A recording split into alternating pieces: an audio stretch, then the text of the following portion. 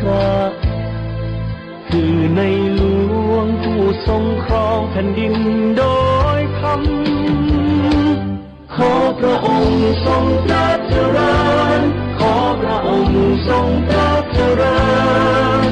ถวายสดุดีสรรเสริญขอจงทรงพระเกษมสำราญขอพระองค์ทรงพระเจริญน้อมใจกายถวายก้มกราบทานทรงพระเจริญยิ่งยืนนานในหล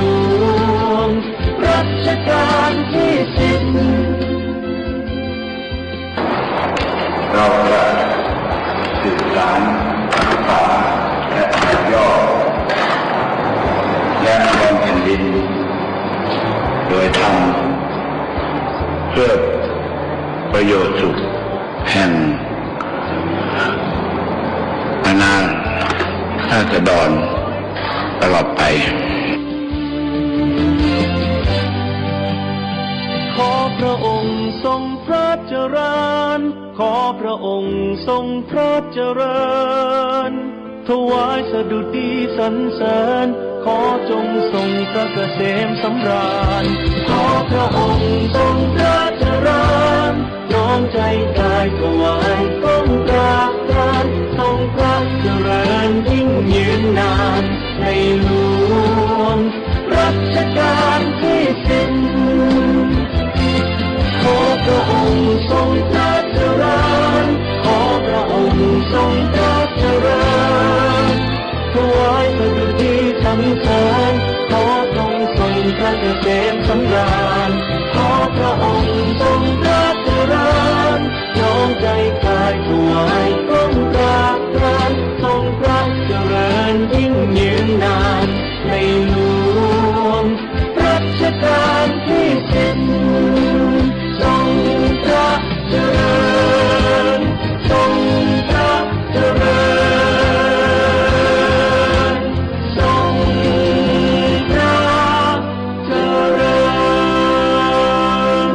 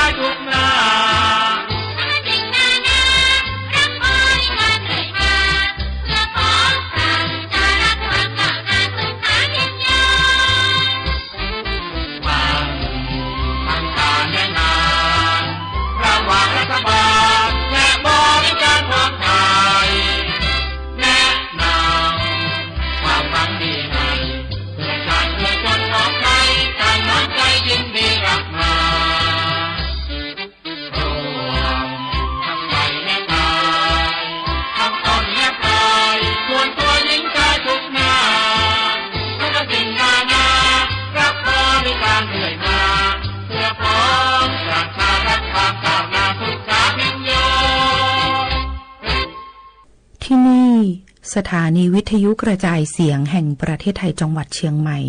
คลื่น AM 1,476 กิโลเฮิรตซ์ทำการส่งกระจายเสียงจากอาคารเลขที่ 49 ถนนประชาสัมพันธ์ตำบลช้างครานอำเภอเมืองจังหวัดเชียงใหม่ทำการส่งกระจายเสียงตั้งแต่เวลา 5 นาฬิกาไปจนถึง 24 นาฬิกาเป็นประจำทุกวันค่ะและต่อจากนี้ไปขอเชิญคุณผู้ฟังติดตามรับฟังรายการต่างๆที่น่าสนใจของทางสถานีได้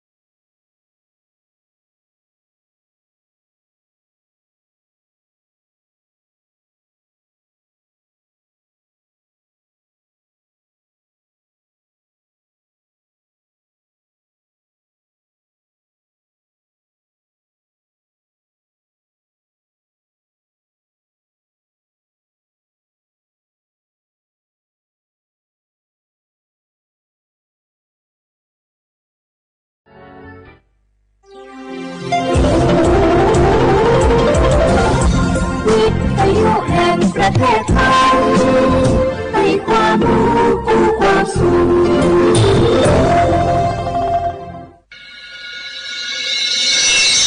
สถานีวิทยุกระจายเสียงแห่งประเทศไทยจังหวัดเชียงใหม่ AM 1,476 กิโลเฮิรตซ์สถานีวิทยุภาคภาษาชาติพันธุ์แห่งเดียวในประเทศไทยที่มีความทันสมัยเชื่อถือได้สร้างอัตลักษณ์กลุ่มชาติพันธุ์สู่สากล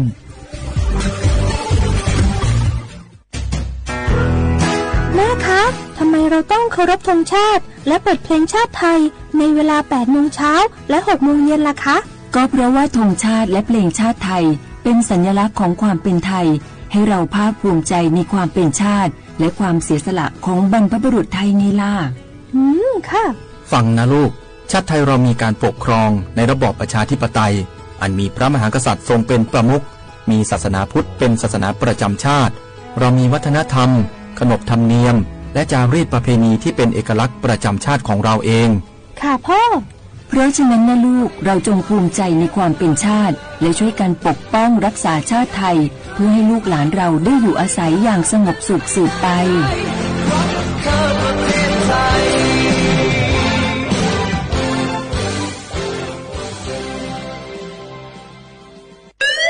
คุณผู้ฟังคะทุกวันนี้มิจฉาชีพมาในรูปแบบใหม่ๆมากมายที่เราอาจคาดไม่ถึงผมเนี่ยก็เคยโดนมิจฉาชีพโทรมาบอกว่าเป็นเพื่อนสนิทแล้วขอยืมเงินโชคดีนะที่เพื่อนคนนั้นอยู่ด้วยกันกับผมเลยรอดหนูก็เพิ่งโดนโทรมาบอกว่าเป็นตำรวจบอกว่าหนูมีคดีเกี่ยวข้องกับยาเสพติดแล้วก็ต้องโอนเงินไปเพื่อเคลียร์คดีโชคดีที่ตั้งสติแล้วก็ตรวจสอบก่อนไม่อย่างนั้นเงินเก็บหนูคงหายหมดแน่ๆเลยหากมีคนอ้างว่าเป็นเจ้าหน้าที่หรือให้โอนเงินอย่ารีบเชื่อต้องตรวจสอบข้อมูลกับหน่วยงานโดยตรงห้ามโอนเงินหรือให้ข้อมูลส่วนตัวเด็ดขาดและอย่าลืมนะคะว่าถ้าหากพบข้อความหรือโทรศัพท์แปลกๆให้แจ้งเจ้าหน้าที่ที่สายด่วน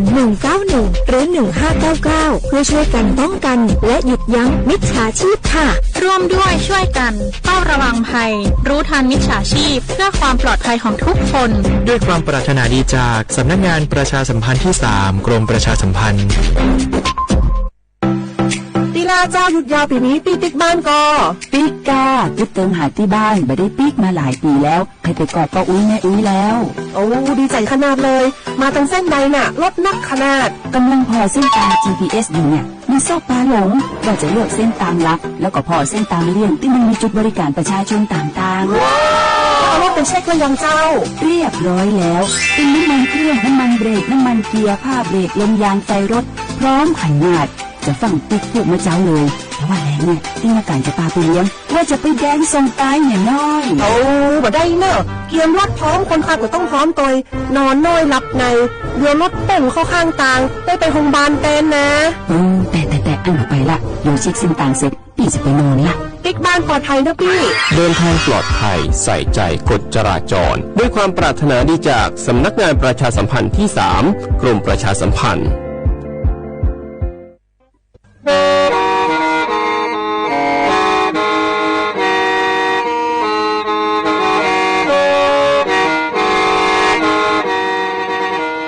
đầu núa gió bóng chua sang xua cú tết chiều thai đợi lũ xén tranh mải lũ chay hà lùng mong inu bế hà o già giáng sơn du bế hà thầu sư hở chữ tính dù trao tính giáng tròn đu bế hà thầu sư hở cầu sang tính dù cầu gì tính trang tờ nợ sáng em kế ý chánh bao bùa sang chậu trào kHz đầu nó mong do bé lùng mong suốt lời so cá nương tàu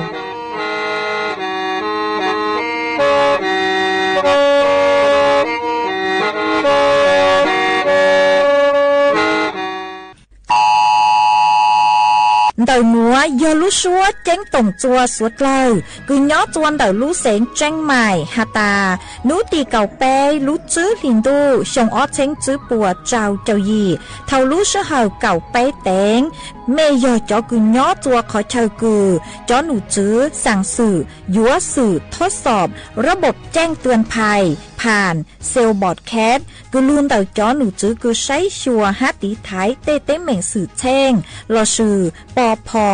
ยัวสร้างจอลูเจ้งต่งย่างคางจัวสวดเลยลู่สุต้อง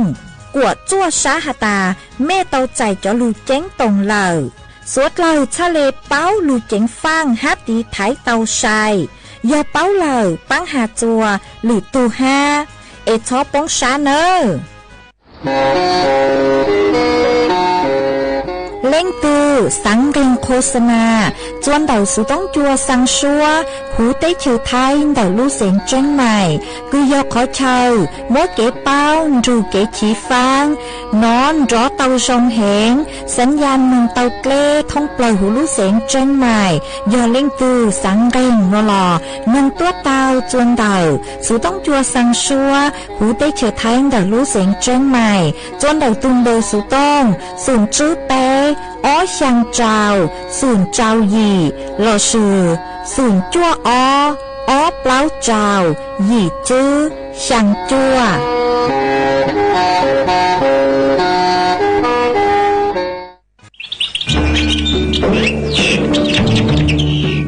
lũ xén tranh mày thó kế công tê suốt lầu chó lẩu lưu sư bán chùa tí thái tăng phố á ồn há cho phố chùa cử chư rồng luôn đầu kế lẩu sư lê lẩu há rống lẩu lông khùa lẩu la lẩu tê vì do cho nụ chứ bố mua ma trà càn chứ bố của mua kế lẩu chứ nụ tỷ y lũ y lìn đô xong ó chênh chứ bùa trào trầu gì mong chứ nú tỷ cầu chứ lú chứ lìn đô xong ó chênh chứ bùa trào trầu gì nữa do lên tư cư dũa lẩu dũa chủ tàu lôngทะเบียนท้อเก๋เค้งลืมเต่าจ้อหนูจื้อปัวผ่านระบบไฟดีอวนเต้ยอเล่งตือจื้อนองลูเจ๋งเหลา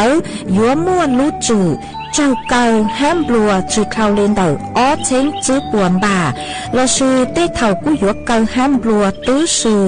รู้เสียงจังใหม่เช่าเก๋ซื้อเทคโนโลยีลูกปั้นจั่วจวนเต่าเต้ขยะฮะเต็มลงครัวลูตีไทยจื้อปูกว่ามั่วเก๋เหลามึงจวนจื้อยังตอนเด้ฮะจื้อตั้งเล่นเต่ายัวอัวจัวมั่วจ่อฟุ้ยจัวรองมึงตั้งอีทียอปู่ฮาตามั่วเล่งตือกือเงียเหลามั่วเป็นสื่อก่อเตาจนเต่าจ้อหนูจื้อจัวตุงเบอร์สุต้มศูนย์จื้อเปอีอยี่ศูนย์ยี่รอชื่ออีจัวอีเต่าชัวรู้ชื่อเหยเม่งกับไล่ชั่วโมงย้อนทรงอีจ่องหนักจุกติน้องจางสวดเล่าจวนนุวันอาทิตย์นุตีเก่าอีลูจื้อหลิงดูชงอ้อเชงจื้อปัวเจ้าเจ้าหยี่นุนวลยังจัวลีสาเก่าจื้อตูจ้ากือกังนัวย่อร่างปีกียังจัวลีเร่เก่าเจ้าตูจ้ากือกังปีกีย้อนนังชงนัวย้อนนังชงเดินนัวกูยาจัวเสียงว่างทรงชาดอกอังจอนดูสุต้องจัวฮันลุงมองเดินรู้เสียงเชิงใหม่ตัวจื้ออีจ่องหนักจุกตีนิ้งจังสวดเล่ามาอ้วนได้นัวช่างเต่าจัวสวดเล่าเต่าหนอหาตาเดินนัวกูจัวเกาลูชัวเจเกียจัวสวดเล่าเต่าหนอซื้อเอท้อไปเจ้าหนักจุกตีนิ้งจังสวดเล่ากูเม่งกังลูใช้ฮันลุงนงย้อจวนเต่าเพจเฟซบุ๊กทอเม่สวดเล่าปังจวนนา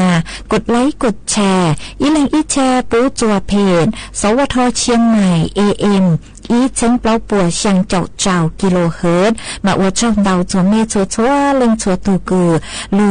ปังจวดช่างกังดูสุต้องจัวฮันลุงมองดัดลูเสียงจังไงวังให้เจงชาหตาเสือเล่ายุนรุงย่ออวดพงอยู่อวดเกเถ่าปี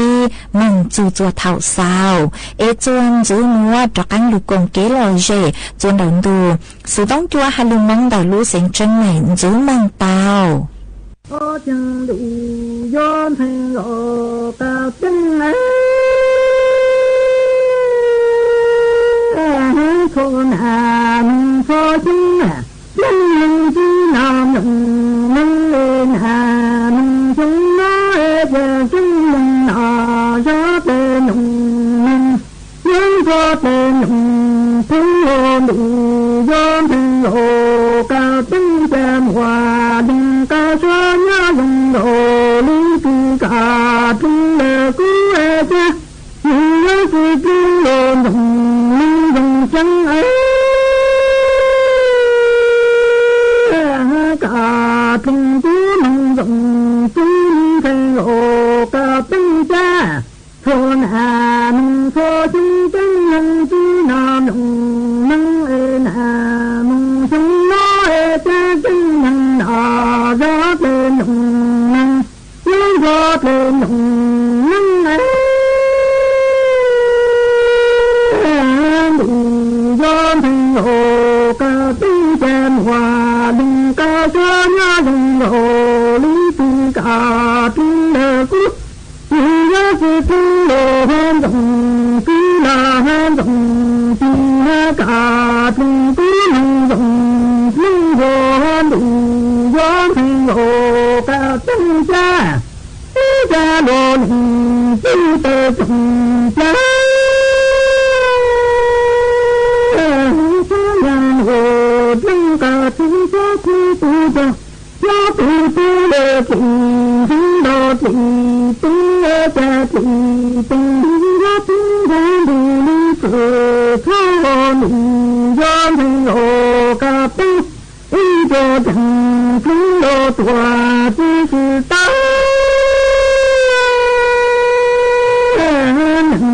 đi tu du ta nang do tu lo ya tu mang tên đang đồ nó tha dù cả thứ trăm trăm đó đủ gian thành hồ cả thứ cứ lệ cả một thứ cứ tê trồng tê chứ làm hồ nhưng cả thứ thứ tu ya tu ta lệ tu do tu tu ya tu tu ya tu du tu cho ya tu du ya tu o ka tu cho chẳng tu do tua tu có ya đặng đi tu nhận văn to tu ya tu mo ta lên đang đồ nước thao đủ cả sự chân du cho han đủ gian thành hồ cả tu đồ do tu do tơ trồng ra do cho chân thành hồ cả tăng gian hồ tăng cả tu cho ya tu ta de chẳng do tua do chân dung de ti cho can chân đủ yon thành hồ cả tu cho chẳng do tua tu tu yan nang đi tu cha nang văn to tu ya tu nói đang do nó tha dù cả ra tua du an de nan đủ yon thành hồ cả tu đồn do tu do tơ trồng tơ yan hồ chân cả tu tu do tu ta chẳng nâng lô tua do tu nhưng lệ tự có càng thế mình gian hình hồ cả tính chất cho thằng chúng lô tua chứ sự tú có chân đằng đi chúng cha nhận văn cho tính chất nói tên đang đồ nước thao dù cả thứ chất vô những gian hình hồ cả tính chất con hà mình cho chúng lệ cả chúng lệ cả cho chữ hòa tình che giống gian hà nông sinh nó cứ lệ cả cứ lệ cả giống cho tù năng cứ tù cho cho tặng nghe tờ cứ đồ tù cho dùng an đủ gian thành hồ cả tâm tư con hà mình cho chúng cứ lệ cả cứ lệ cả cho chữ ôn hòa tình cha chứ ngàn hà mình nó cứ lệ cả cứ lệ cả chúng cho cho năng tu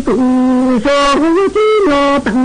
chỉ lo tặng tơ cứ lo tòa đàn thứ hồn gian thành hồ cả tung cha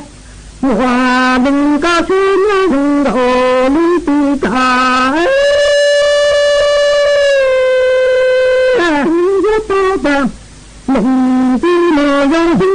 lệ cả số thân cả với chỉ ta nè chúng đồn hồn trong ca chứ nhớ cho khi lưu cảm số hồn đủ gian đường hồ cả tâm chân hòa đừng có số nhớ trong hồ lý tư cả nhưng nhớ ta về mình chỉ lo dân lệ cả cả nhớ chỉ ta nè chúng đồn hồn đừng có cho quý lưu cảm hồn gian thành hồ cả 不家，不家里人陪我个不家大家个说的你下给我个那呀家的。我们不多，不多也不多也不说说不多。不要当路上海边路上人哦，个不家不生了对的，不是可怜哟，等个他，我等在小梦心心说了个，梦里不说说了个哎。我不肯等着，等个盼着等在小梦心心说了个，能不路干着路进来，永山永山的永日月就穿着我个冰冰冷个地呀，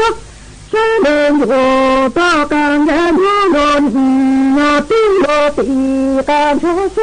人我个冰。Chuan giữ núa, dù mỗi y sang lù bao cho lù, thằng chùa bế sủi lâu tàu bao hạt chuồn đầu, lên từ cửa nhà hào lệ ăn sứ, đồng đầu, giữa tàu chén phang, mua bình sự ua chùa tàu chạy tù mó, âm mà phước, tua tề, tua tàu tàu, mà cho lên đầu sang núa của tàu mua, cho nụ chữ cứ sấy xua kế no cắn hào hú, của tàu tàu tuôn, thua tàu hà lê núa hà tà, nhớ chuồn đầu bế lú chế lời, nó mà y nu, có giữa chủ tàu hào lê của chào chào bún po, chuồn đầu có lú chế, có lú chế trả lê, ua hào lự tàu rồng, đã sự mà mua, cho chong lên đầu tù của chữ nhà hào chót lê, hú nắm plau, nhà hào lê cắn sư, mà cho nụ chữ, cứ chua bố trả lê hà tà lên từ cửa nhà hào, chót lê cắn sư, đào tàu, mà giữa tàu chính pha ngõ, vì dù hà tà, lê cắn sư, nó chế nhiều mua, bể thang đào, mà thầu cử, bế hào chót lê cắn sư, đào tàu mông, chế ua chùa, bế lú chế, tàu chạy chó, bể thang đào tàu, nếu mông khâu chia, cho nó có lú chế, mông ua chó, khải man, mà cho khải man nữa, thầu cử bế lú chế, tàu chạy đào tàu lời chế, nếu mua bình sự mông nhó tàu, cho nó có chọn sáng, mua bình sự ua chùa, có tàu chạy tù mó, mà phước, tua tề, tua tàu tàu, mà vị lê nữa, bế, giữa chủ tàu hào chót lê hú, nắm plau, mà giữa rồng lùa cứ có hào chót lê ăn sứ ó, bế ho lù sái hà tà, bế hào chót lê, lau lê hú nắm plau sứ, nếu mua có rồng lắng có chữ, dạng thân đê, nuôi chè, thầu cứ có hào chót lê nắm plau, nuôi chè, nếu giữa ua chùa, có lú chè, chụp có plơ, ua dạng từ lò, thông gạo căng xá lù, yang chuan giữ yo thầu sở ngưng giữ có hào lê nuôi chè nửa mùng bán chuột sáng giữ ua chùa co lu băng lư nửa ua hao lử tàu rong y nun đỡ có ua hao lử mà có yếu mua samadhi yang chuan giữ yo uốn đê cứ có yếu no ngó bấy châu na thi có hào lê uốn đê nuôi chè nửa mùng bán chuột ua chùa bế no mỏ tàu châu rong mình giữ ha yếu mùng bán chuột ua chùa bế đê sau mỏ cứ bế non tàu nửa rủ tàu dông gì há mừng cô cho mừng sứ chuan đã bế lú chế tàu sai tàu dông gì yang chuan giữ yo hà ta bế hầu lê của châu chào bún po chuan đã bế lú chế nó mà nếu mừng bán chuột tí thái cho mó xử lê cử tu mó xuống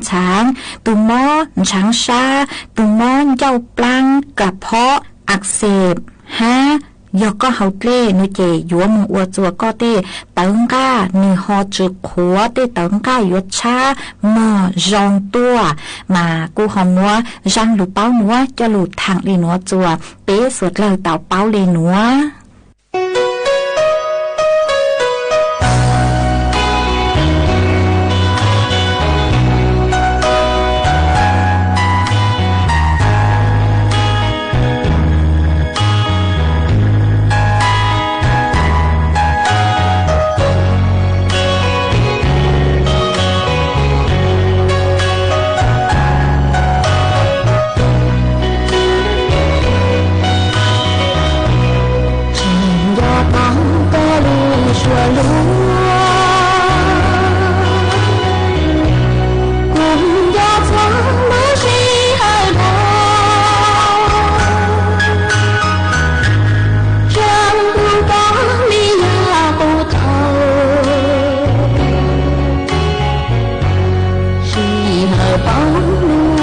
chi hồng cùng do chúng mơ con hỏi yuan gia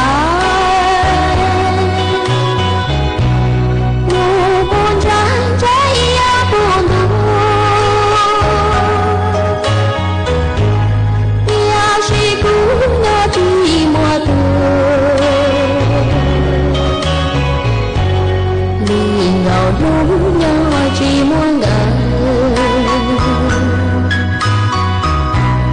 cùng do con xua lối tay nhọn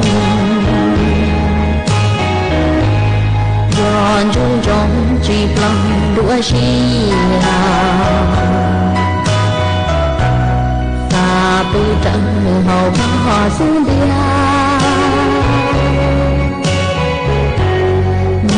có kia kia có lưu tù trên gió trong mưa có gió mưa xia phong du chúa xia gió trò gió đu đắng hoa nụ hoa mò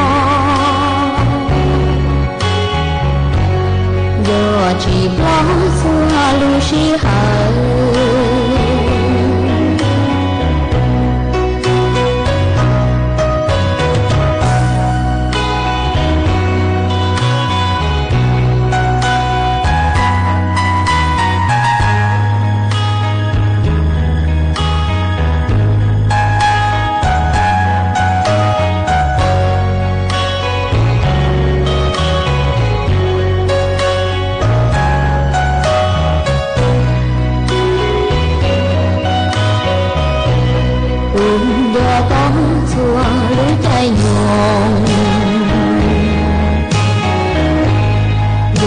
trung trong chỉ lòng đua xì ta bự trắng hậu họ xuống đi nhung có kia kia có lưu tù trên ton trong mưa có trò lo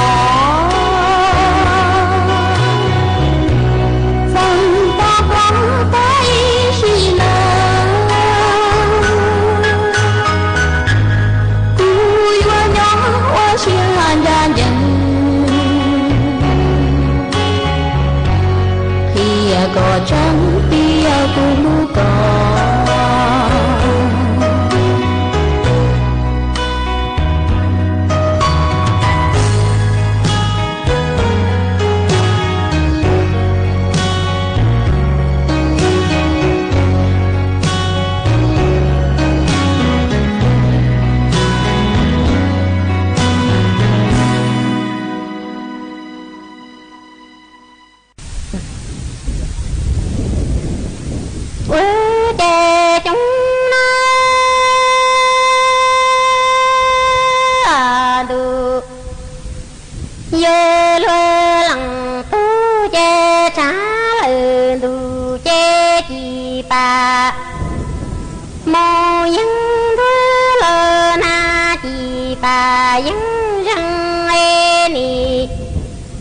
răng tí lờ chủ chớ mò bố tế mong mùa gồ răng nó ta đủ thông ghê lờ tò nhà kỳ đi đồ tơ lờ tuổi thơ nè ra nhỏ lờ nè tế chớ đi ra hoa lô say chê nì phô tơ mưa lặng tu chỉ bà tơ mi nước lô mô lờ lò lúa nhớ nhi chỉ là tu đô sư chê nì ye tí lờ dù dê lò pi rung chê khăn lũ tờ trăng lò tê nhỏ mong lờ tờ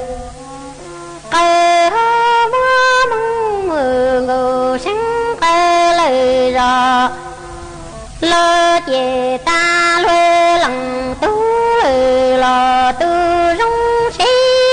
lue lăng tu ni chế trả lời tu chế đi ba mô yên thứ lơ na đi ba mô yên răng ê ni răng tí lơ chu sơ mô tu ha ni chê mô mơ ngô răng nhá ta lù thông lia lơ tò nhà ký đá ê đồ tơ lơ tùa sơ nê tê nhá lơ nê đa chơ chỉ ra mua lô say ni po tơ lue lăng tu chỉ ba tơ mi đô tô mong lời lò lue nhẫn nhá ê chế chỉ ngà tu đô sư chế ni ye tí lời dù thế lò sư nô ma ê khăn lô nụ tơ thăng lô tê nhá mong lời tơ cơ mô mong mơ ngô sân cơ lời rò lơ chê ta lue lăng tu lò tu rong nhá lue lăng tu quê chê chúng du dơ lue lăng tu ni chê ngô quê đô nhá đủ thông lia lơ tò nhà ký đi em mong ngô sân lơ tơ lơ tùa thơ lue lăng tu chi mò xế lơ tùa lơ lơ chi e mò xế tê chê hó chủ rò nhà bê tơ lơ tùa na rơ nhà bê tơ tí e chơ lơ là thê lia nhó khai khó mong ngô sân tê lơ trụ trớ mong hi ta lăng nhà lăng tiếp là mi tê ha lơ bà dân thơ rơ ta lơ tê nhà sĩ e chớ đi nhô ba li phô đô mong ngô sân hay mi bà thơ sân lô mi sơ cứ lơ tia hay quá sĩ e cắn lô lù tờ thăng lô tê nhó mô lơ tờ khơi hô mô lơ lăng tu khơi lơ rò lơ chê ta mơ ngô sân tu rong tí lơ lăng tu ni chê lơ ngô quên hô nhó đủ thông lia lơ tò nhà ký đi lô tơ lơ tòa thơ lue lăng tu chi mò xế lơ tòa lơ lơ chi mò xế thê hó chủ rờ nhà bê tơ lơ tòa na rơ lơ nhà bê tơ lung e chơ lơ là thê lia nhó khai khó mong ngô sân tê lơ tê nhà sĩ cơ mong thi dẫn lăng nhà lăng tiếp là nhà tê há lơ bà dẫn thơ rơ ta lơ tê nhà sĩ ông e hó trớ đi nhô ba li phô đô mong ngô sân hay bà thơ sân lô mi sơ cứ lơ tia trô ướp lăng lơ ngô đồ nó mong lệ sông tê nhá mong lệ từ cơ mưa lệ lặng tu khai lệ rò lệ chè ta mong ngô sông từ rong tu trong lệ lặng tu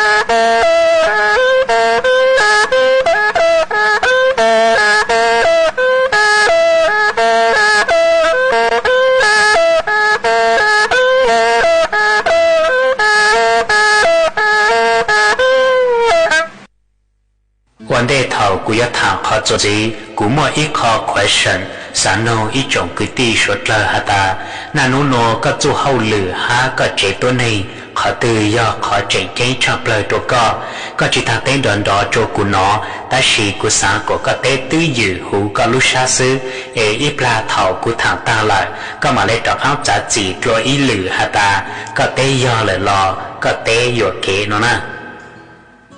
mỗi ý mò thầu nó mò ta kể từ mình nhật tu trở nó lên chỉ hà ta chỉ vì kia có bộ khẩu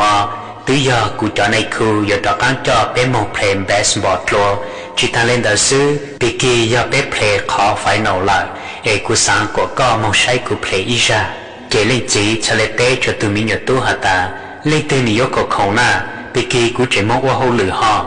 kể từ mình nhật tu của hàn chỉ cho lên chỉ hà ta chỉ ya ta cho lu bé tứ play non đau ra lại ta chỉ cú nã mẹ chỉ một sai cú play lê cú bù cú tê phun dư mà cho ra thảo bé một play baseball mà bố nã ha bố chỉ ye một sai bố play nhớ sang đầu bố tê sẽ cái sát cho bố e ra nó tự do khó cơ phải nổ lại vì kỳ cú sang cổ cú nã mẹ một sai cú play ha mẹ một tua sang đầu bố tê sẽ cái sát cho cú ý ra kể lên chỉ chờ ôm bao tay lo cho tụi mình nhặt tu hạt ta mình nhặt lá chi ở trang chi bao hạt ta lo tên lo một ô hậu lười lu sáng sáng lo gió su na tên baseball đó xứ có một play có loại tàu là bao hai chị ta lên đỡ mẹ tứ mùa cho này khu cho mẹ màu nè giờ có kinh chế chờ có nã ưu trình đủ có màu lo có những play tàu họ giờ có chỉ kinh chế chờ có nã ưu yên đủ có màu bùa tê từ tăng chua tăng lo có chỉ kinh chế có những play chỉ tàu nè lên nó xưa cho hàng đòn đau của một ô hậu lười lu sáng sáng lệ của do một bữa su lại vì kỳ do có nã chỉ ô tăng chỉ nói chế có nã mà lên một sai có play thảo lên chỉ hà lên nó ta cái lên chỉ chẳng ngang một chỗ tọt sang lại cái lên nã của hà cho tụi mình nhớ tu đàn gì hà ta có chỉ một ô hậu lười lu sáng sáng lệ xóm bà được có chỉ nó mò tăng lại cái chỉ một lần kể ở giống một bữa chẳng biết gì chỉ nó một cơn đó nữa kể từ mình nhà tu chạy ô luôn chơi muôn trồng cho gà một chỗ tọ nửa lúc không sang lại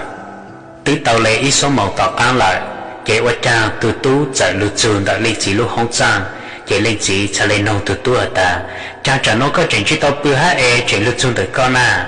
kể từ mình nhà tu cha lấy nông lấy chỉ hả ta chỉ có qua hậu lửa ít số màu tao bị chờ kể lên chỉ chạy té cho từ mình nhà tu hả ta té có mình nhà giàu lấy có chỉ bao à ta chỉ lúc sẽ hận đó lên nạ chạy tên gạo hả ta có chỉ do ít tu supervisor có chỉ cho hậu lửa thể ít số màu giờ bao châu chỉ đó là họ cho sát gần đó lửa nu có cha tao qua ít tu này cha tao nhàn tao lấy có chỉ nữa kể từ mình nhà tu chạy nô hả ta chỉ do lên đó cụ thọ nên gạo chỉ đó là bao tao à lúc sẽ hở nó chỉ lấy chỉ cho ăn bao tờ cho ít lượng gì cha lại hạ cho từ mình nhà tu hả ta mình nhớ ra chỉว่าchẳng mà nó có yon chạp bự lô lên nè dạng ta dạng to lẽ chỉ mò kể từ mình nhớ tu cha lại ở luôn chơi muôn trồng cho và ít xa đó cả một chỗ tọ nửa lúc không trang lại từ tàu lên nên gạo tại là thi lại kể lên nạ chạy hạ cho lên gì hả ta có gì từ tu chỉ tàu thỏ nhà lên nốt lô lên á nửa thỏ nhà lên nó mà tây ra nửa sáng tàu tây giặc lan chỉ chạy lại ó có chỉ một nô xe nửa sáng tàu lan chỉ mà kể lên chỉ cha lên mong cho tọ từ tu lúc trang thảo lên chỉ mong khép lo lúc ở trong kể từ tu từ chỉ tàu bự lên chỉ cha lên hạ cho từ tu hả ta và cha nó có chuyện chỉ tàu bự ha cha lên bự là mẹ chẳng biết kia chỉ sáng sợ bỏ tăng có hả ta có sáng tàu nhà nó có yếu trong một yếu trang trí hả để nói ra nên cầu chỉ đó là xót trong một sĩ uất lọ uất lì nè kể từ tu cha lên luôn si dành gạo nên cầu chỉ đó là đại nữ chỉ thảo từ tu dành gạo tàu nên gạo chỉ đó là đại nữ chỉ kể từ tu cha lên một hết lo nửa lúc tao hôn trong ô mỗi cho nhàn đầu trời nhau hủ thảo lấy chỉ bù lên nó kể lấy chỉ hai giảm bao tờ trong cố là lấy chỉ cha lên hà ta có từ mỗi nhàn bông bộ câu lời ô cha có chỉ thọ của nên gạo chỉ đó là ha có yếu cho nhàn một yếu là chỉ nó kể từ tu cha lên hà cho lấy chỉ ta chỉ cú yên mua nên gạo đó là lại ta chỉ giàu cú cha lên thọ có nên gạo chỉ đó là gì ta chỉ nó giàu lại kể từ tu chạy mua thằng thọ cho nhà kể một chỗ lên chỉ ha cho lên chỉ ta chỉ để nó nhập bao cho chỉ đó là cú thời yếu có ít số mông bị kỳ thọ bao mông bây giờ play basketball cú sáng có lúc say cú play ít ra bỏ tao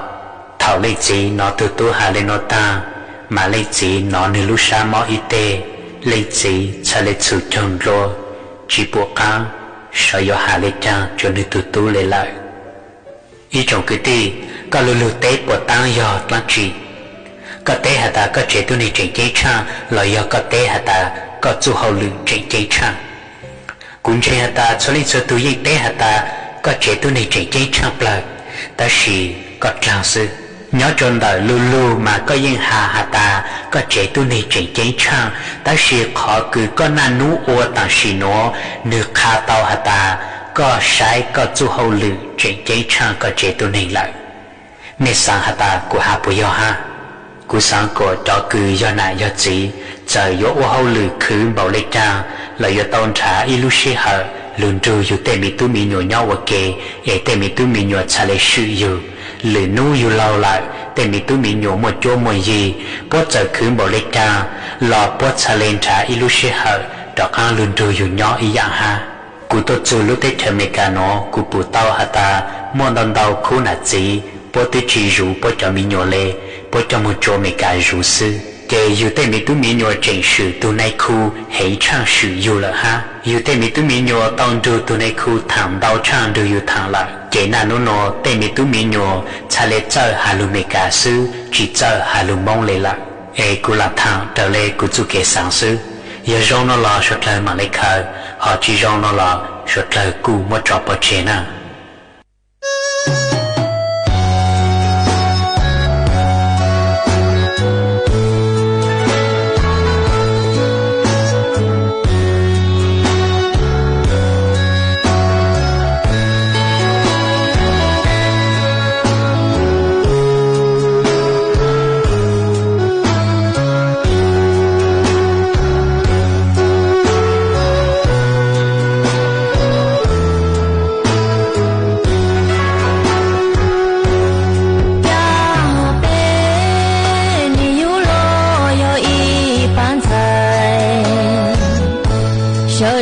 chỉ mua trái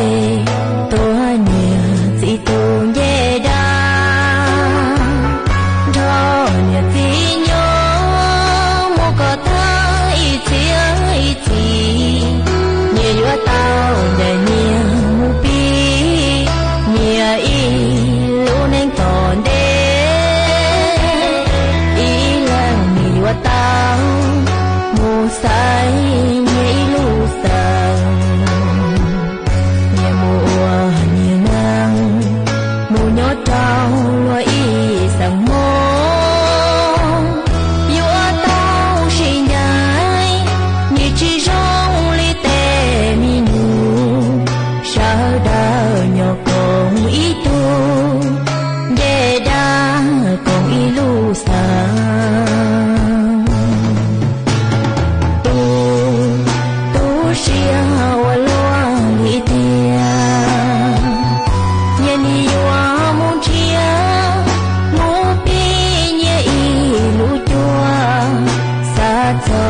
bông lũ của mùa mùa nhẹ sợ nhẹ kê tàu nhẹ thiết gì lũ tàu trong mùa nắng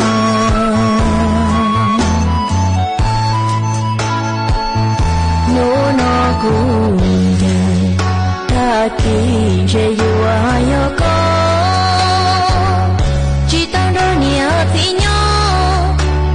tao trên anh còn tua không te mê nụ đã lâu thế yêu tao kén đâu kẻ thù mua giờ yên cho lúa hú yên nụ tư thiếu mua phong tua cá tu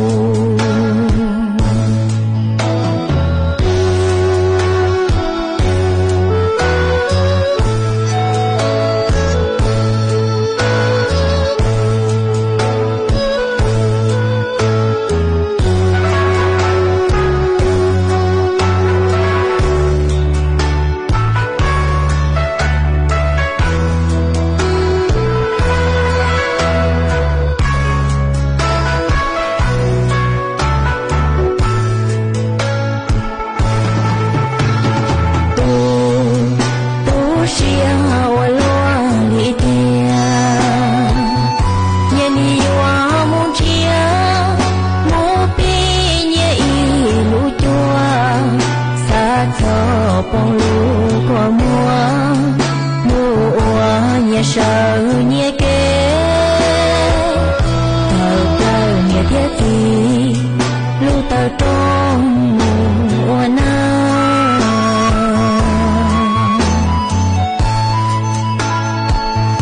nụ nó cũng dài ta kỳ dễ yêu ai có chỉ tăng đôi nhẹ tí nhau tao trên anh còn tua không te mê nụ đã lâu thế yêu tao kén đâu kẻ thù mua giờ yên cho lúa hú yên nụ tư thiếu mua phong tua cá tu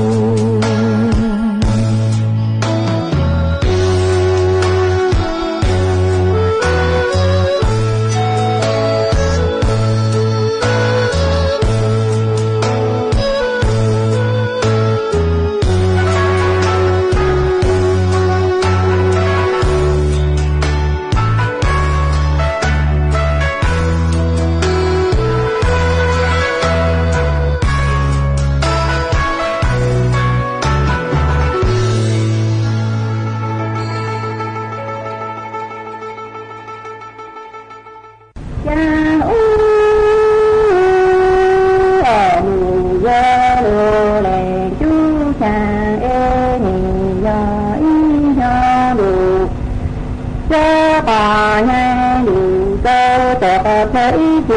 đủ ta nì cô thôn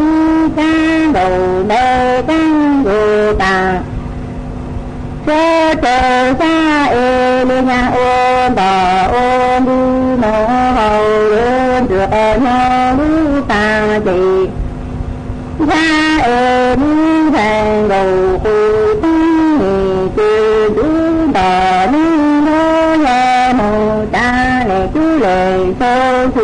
đủ kế đủ khi ế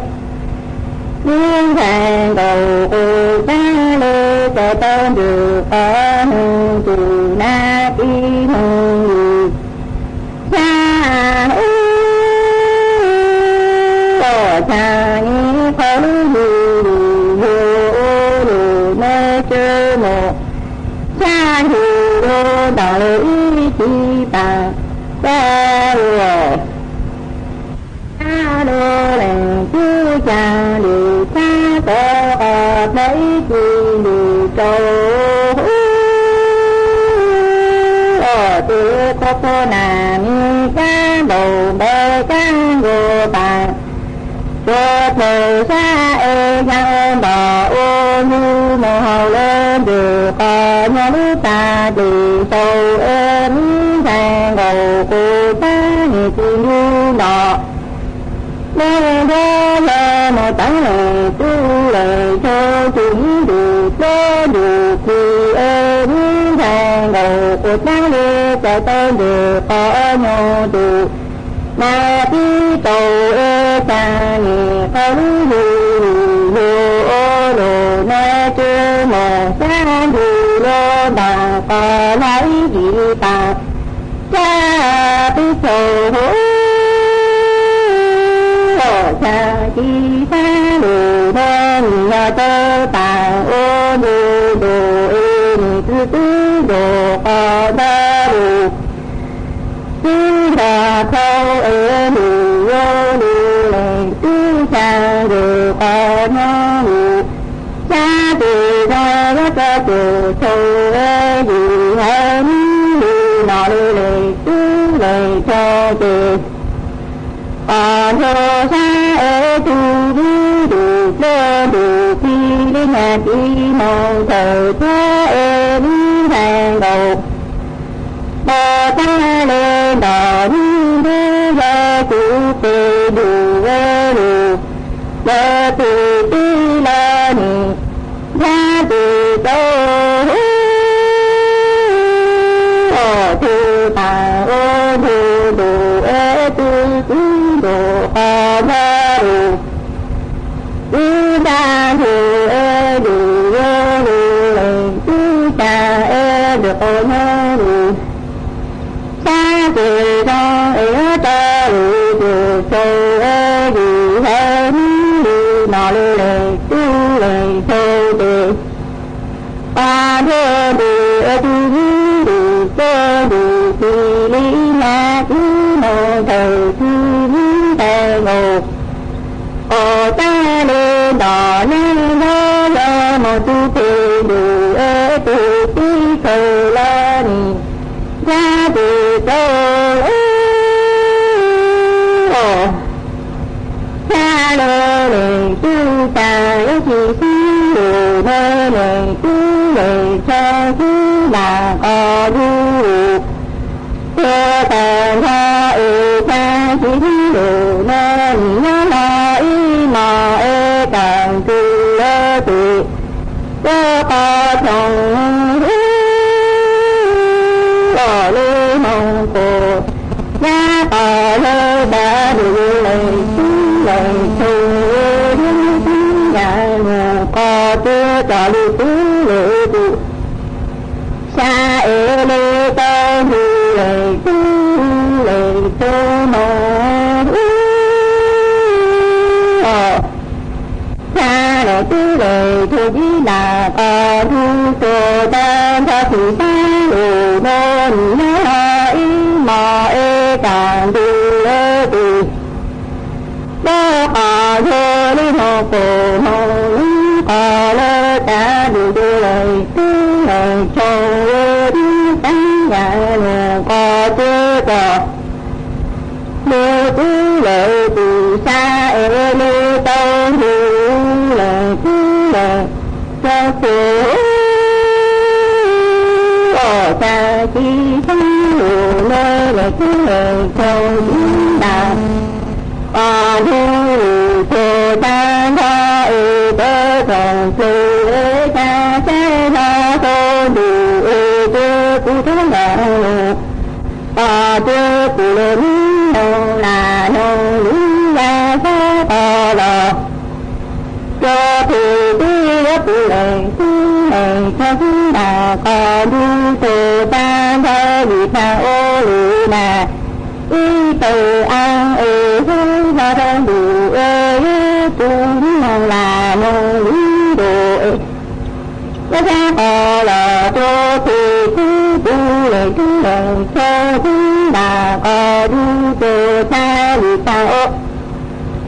y từ đồ ê thì cứ đồ nô cha nhìn đúng là tí là sống có xa tà lưu ô lê là như trời là ông cô mà đi dù ta la lưu dự ra ở chàng ê nhìn đúng ta tí là sống có xa tà lưu ô là như trời du ta ông cô mà đi dù có la lưu dự tu nhìn ta đủ vô làng chú làng sâu cha làng chú làng chi ứng làng chú làng sâu cho một chú đò cho lý ta tò thế cho lý ta lòng làng dân chi sáng lộ nơi nơi tò lưu làng chú làng chú ta ê đi sâu để chú làng sâu ní mà cha này cứ làng chi ứng làng cứ làng cho một chữ nọ đô trốn sáng tỏ thế ở trốn sáng là cô chi sáng ổ nơi nơi tỏ lưu để cứ làng cho sáng ê cho làng cứ làng cho lính đủ thị cha bà đô ê lê hồng tu nô chỉ từ ê mình ta đủ vô nô chỉ từ mình che ta cho mình ê đi cho cho mình đưa ê mình cũng làng cho là đưa tu nô chỉ từ ni ta che ta đồ là tu na ê ni tu chơ đủ là tu lê ê ni na bà lê tu này cho tu na mong lê tu tu hô ya ma lê tu na ti thua tê thê ca thi tu ya tu ê ca tu ca tu ca thong chê cả dân đi sự mình ê cả chữ thua tê cả nhà chữ ý chồng là sự cứ đến chàng suốt lao lũ sẽ hỏi cô tứ yếu tăng lao về cũng giải mi suốt lao mừng chùa lũ sẽ hỏi bảo liền hóa sư ở bên mảng trọ cán lùa xuống dưới lùa chùa nở đù sú đóng chùa hai lù mong đã lũ xinh trên mài tàu chùa thầu tăng kia sơn rú lũ sẽ hỏi chú tên chú chùa trao tên thầu giáng trong đu lũ sẽ hỏi cầu sang tên chú chùa cầu dị tên mà núi nữa ở trong đầu chùa mê chùa lên chùa từ cử cô bán chùa trong càng đồ sự đóng chùa hai lù mong đã lũ xinh trên này ha ý thọ của mê chùa lên chùa từ dưới kế mò căng nhớ rồng mua kế căng xa nhớ rồng suốt là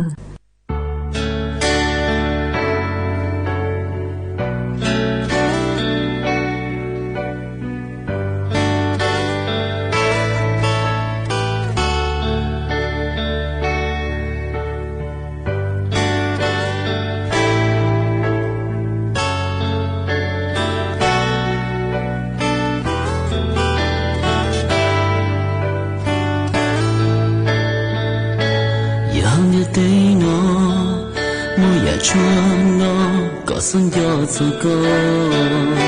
chỉ cù yo mua nó còn như chuông yo cô sân nó ca cô hô cù lu xia 我家陪我祈祷，不要掉骨，找个度假给路，要的得喏，莫要错喏，可能还可木，自己不听，去我不听，đã tên nơi yêu mu say cả đau, lo hậu, khó tu cả nó xuyên non chữ, nó còn mù lưới, khó cù lu xuyên, nó còn mù chúa, ước số kẻ xí luôn, cầu tu nó ta có mù, nó ta xuôi ya bỏ chạy, để theo lý chỉ mơ, có mua theo chỉ bóng đi nó, vì hai đứa tên nó, chỉ mơ ya cho nó, có nó cả đâu có, cứ trên miếng luôn, miếng mơ chạy hành tua chúa, giờ tiền con dâu, cứ yêu đâu cho con nhớ sẽ lấy yêu cầu mình gió cho chỉ ho mi cứ cho chỉ đâu có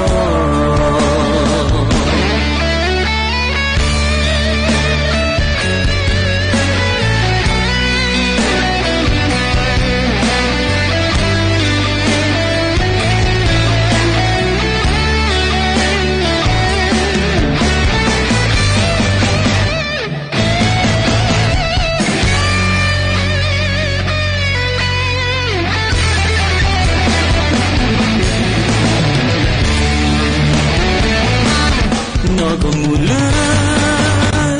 có một cù lu xia nó còn mù gió ước sao kẻ xí luôn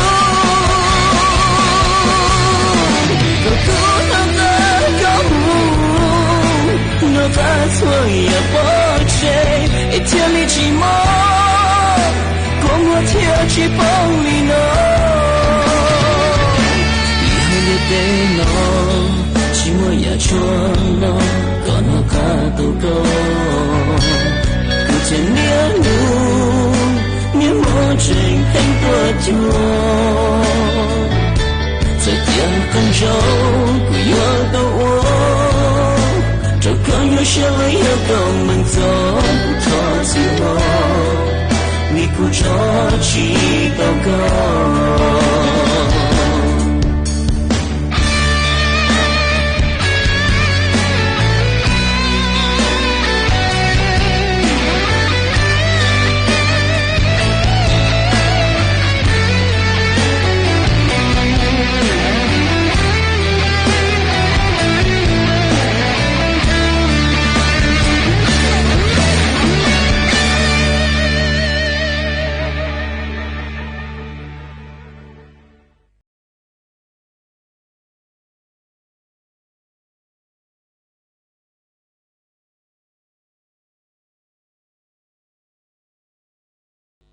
เกาะติดทุกสถานการณ์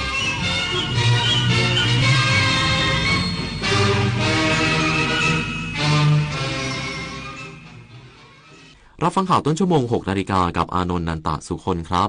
กรมฝนหลวงและการบินเกษตรเร่งบรรเทาความรุนแรงของพายุลูกเห็บพื้นที่ภาคเหนือตอนล่างภาคตะวันออกเฉียงเหนืออีกสักครู่กลับมาติดตามรายละเอียดครับอายุเข้าเลข 6 แล้วจะเริ่มต้นอาชีพใหม่ได้ไหมนะได้สิครับผู้สูงอายุ60ปีขึ้นไปที่ยังมีไฟสามารถกู้ยืมเงินทุนประกอบอาชีพกับกองทุนผู้สูงอายุได้ไม่เกิน 30,000 บาทต่อคนหรือ 100,000 บาทต่อกลุ่มผ่อน3 ปีไม่มีดอกเบี้ยพร้อมก้าวสู่การเริ่มต้นอีกครั้งอย่างมั่นคงดีจังเลยแบบนี้จะได้เปิดร้านเล็กๆอย่างที่ฝันไว้สักทีเงินทุนปลอดดอกเบี้ยกับกองทุนผู้สูงอายุสอบถามเพิ่มเติมได้ที่กรมกิจการผู้สูงอายุ1300วันนี้อาเซียนไม่ใช่เพียงข้อตกลงทางเศรษฐกิจแต่คือการเชื่อมโยงผู้คนคือการเรียนรู้ร่วมกันคือการเพิ่มขีดความสามารถและคือโอกาสที่รอให้เราก้าวเข้าไปเป็นส่วนหนึ่งร่วมสร้างภูมิภาคอาเซียนที่มั่นคงมั่งคั่งและมีศักยภาพกับการพัฒนาไปด้วยกันในฐานะพลเมืองอาเซียนที่พร้อมเปิดกว้างสู่โลก ประชาคมอาเซียนรวมพลังประชาชนสู่อนาคตที่ยั่งยืนวิสาขบูชาวันที่พระสัมมาสัมพุทธเจ้าประสูติตรัสรู้และปรินิพพานเป็นโอกาสสำคัญให้พุทธศาสนิกชนน้อมรำลึกถึงหลักคำสอนร่วมทำบุญตักบาตรทำความดีละเว้นความชั่วทำจิตใจให้บริสุทธิ์พร้อมเริ่มต้นทำสิ่งดีๆเพื่อตัวเราครอบครัวและสังคมที่สงบสุขร่มเย็นส่งเสริมพระพุทธศาสนาในวันสำคัญสากลของโลก24 ปีแห่งเส้นทางของกองทุนหมู่บ้านและชุมชนเมืองที่ดำเนินการภายใต้รัฐบาลที่สนับสนุนเสริมสร้างศักยภาพผ่านไปยังกองทุนหมู่บ้านและชุมชนเมืองทั่วประเทศโดยแบ่งตามขนาดของหมู่บ้าน3ระดับ S M L เพื่อให้กองทุนมีอิสระและมีส่วนร่วมในการดำเนินงานงบประมาณให้เป็นไปตามความต้องการของคนส่วนใหญ่โครงการ SML ส่งตรงโอกาสถึงชุมชนโดยชุมชนเพื่อชุมชนเกิดเป็นอาชีพสร้างรายได้และเป็นรากฐานในการดำเนินชีวิตอย่างมั่นคงสำนักงานกองทุนหมู่บ้านและชุมชนเมืองแห่งชาติกรมฝนหลวงและการบินเกษตรเร่งบรรเทาความรุนแรงของพายุลูกเห็บพื้นที่ภาคเหนือตอนล่างภาคตะวันออกเฉียงเหนือหลังกรมอุตุนิยมวิทยาประกาศเตือนเกิดภัยพายุฤดูร้อนช่วง 9-12 พฤษภาคมนี้นายราเชนศิลปะรายะอธิบดีกรมฝนหลวงและการบินเกษตรเปิดเผยว่าในช่วงเข้าสู่ฤดูฝนมักเกิดพายุฤดูร้อนฝนฟ้าคะนองซึ่งก่อให้เกิดความเสียหายต่อพื้นที่เกษตรกรรมและเขตชุมชนโดยเฉพาะในพื้นที่ภาคเหนือและภาคตะวันออกเฉียงเหนือประกอบกับประกาศของกรมอุตุนิยมวิทยาถึงแนวโน้มการเกิดพายุฤดูร้อนในช่วงวันที่ 9-12 พฤษภาคม 2568 ในพื้นที่ภาคตะวันออกเฉียงเหนือและภาคอื่นๆเนื่องจากบริเวณความกดอากาศสูงหรือมวลอากาศเย็นกำลังปานกลางจากประเทศจีนจะแผ่ลงมาปกคลุมประเทศเวียดนามและทะเลจีนใต้จึงได้สั่งการให้หน่วยยับยั้งลูกเห็บและสถานีเรดาร์ฝนหลวงทุกภูมิภาคติดตามสภาพอากาศอย่างต่อเนื่องทุกวันเพื่อวางแผนการปฏิบัติการบรรเทาความรุนแรงของพายุลูกเห็บให้กับพื้นที่เสี่ยงได้รับผลกระทบและจากการติดตามสภาพอากาศเมื่อวานนี้พบว่ามีพื้นที่เสี่ยงเกิดฝนตกหนักพายุฝนฟ้าคะนองและมีลูกเห็บตกบริเวณจังหวัดเพชรบูรณ์จังหวัดเลยและจังหวัดพิษณุโลกจึงขอให้ประชาชนระมัดระวังอันตรายจากพายุฤดูร้อนและฝนตกหนักที่จะเกิดขึ้นหลีกเลี่ยงการเดินทางผ่านบริเวณที่มีพายุฝนฟ้าคะนอง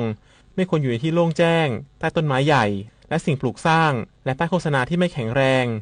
รวมถึงเตรียมการป้องกันความเสียหายที่อาจเกิดขึ้นกับผลผลิตทางการเกษตรและสัตว์เลี้ยงชาวนันมาลีรายงานจังหวัดสุรินทร์จัดงานประเพณีบวชนาคช้างเพื่อเฉลิมพระเกียรติพระบาทสมเด็จพระเจ้าอยู่หัวประจำปี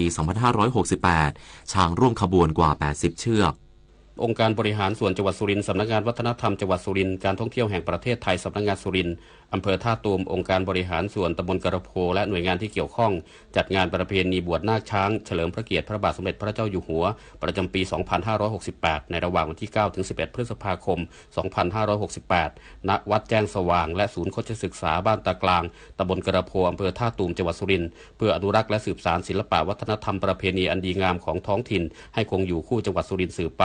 รวมทั้งส่งเสริมงานประเพณีบวชนาคช้างให้เป็นงานประเพณีที่สำคัญของจังหวัดสุรินทร์ตลอดจนประชาสัมพันธ์ประเพณีบวชนาคช้างให้เป็นที่รู้จักอย่างกว้างขวางเป็นการส่งเสริมวัฒนธรรมอันดีงามความเสียสละการมีส่วนร่วมและความสามัคคีในหมู่ประชาชนโดยมีนายชำนาญชื่นตาผู้ว่าราชการจังหวัดสุรินทร์เป็นประธานพร้อมหัวหน้าส่วนราชการผู้เกี่ยวข้องร่วมกิจกรรมจำนวนมากกฤษดาสุนทรสวทสุรินทร์รายงานเทศบาลเมืองอุตรดิตถ์ประกาศแจ้งเตือนห้ามขายจำหน่ายจ่ายแจกหรือจัดเลี้ยงสุราทุกชนิดในเขตเทศบาลเมืองอุตรดิตถ์ก่อนและวันเลือกตั้งนายกเทศมนตรีและสมาชิกสภาเทศบาลหากฝ่าฝืนมีความผิดตามกฎหมายนายวุฒิพงษ์มนทาทองผู้อำนวยการการเลือกตั้งประจำเทศบาลเมืองอุตรดิตถ์กล่าวว่าตามพระราชบัญญัติการเลือกตั้งสมาชิกสภาท้องถิ่นหรือผู้บริหารท้องถิ่นพุทธศักราช 2562 มาตรา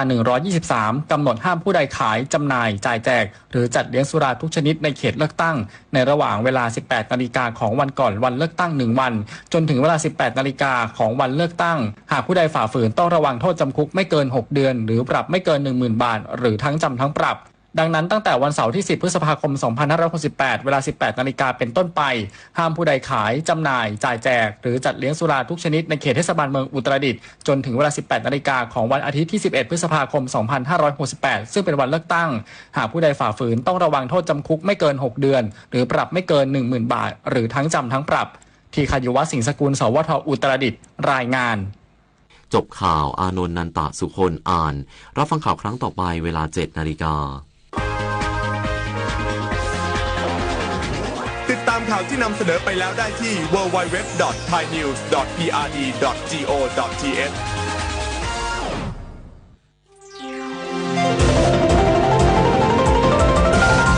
วิทยุแห่งประเทศไทยให้ความรู้คู่ความสุข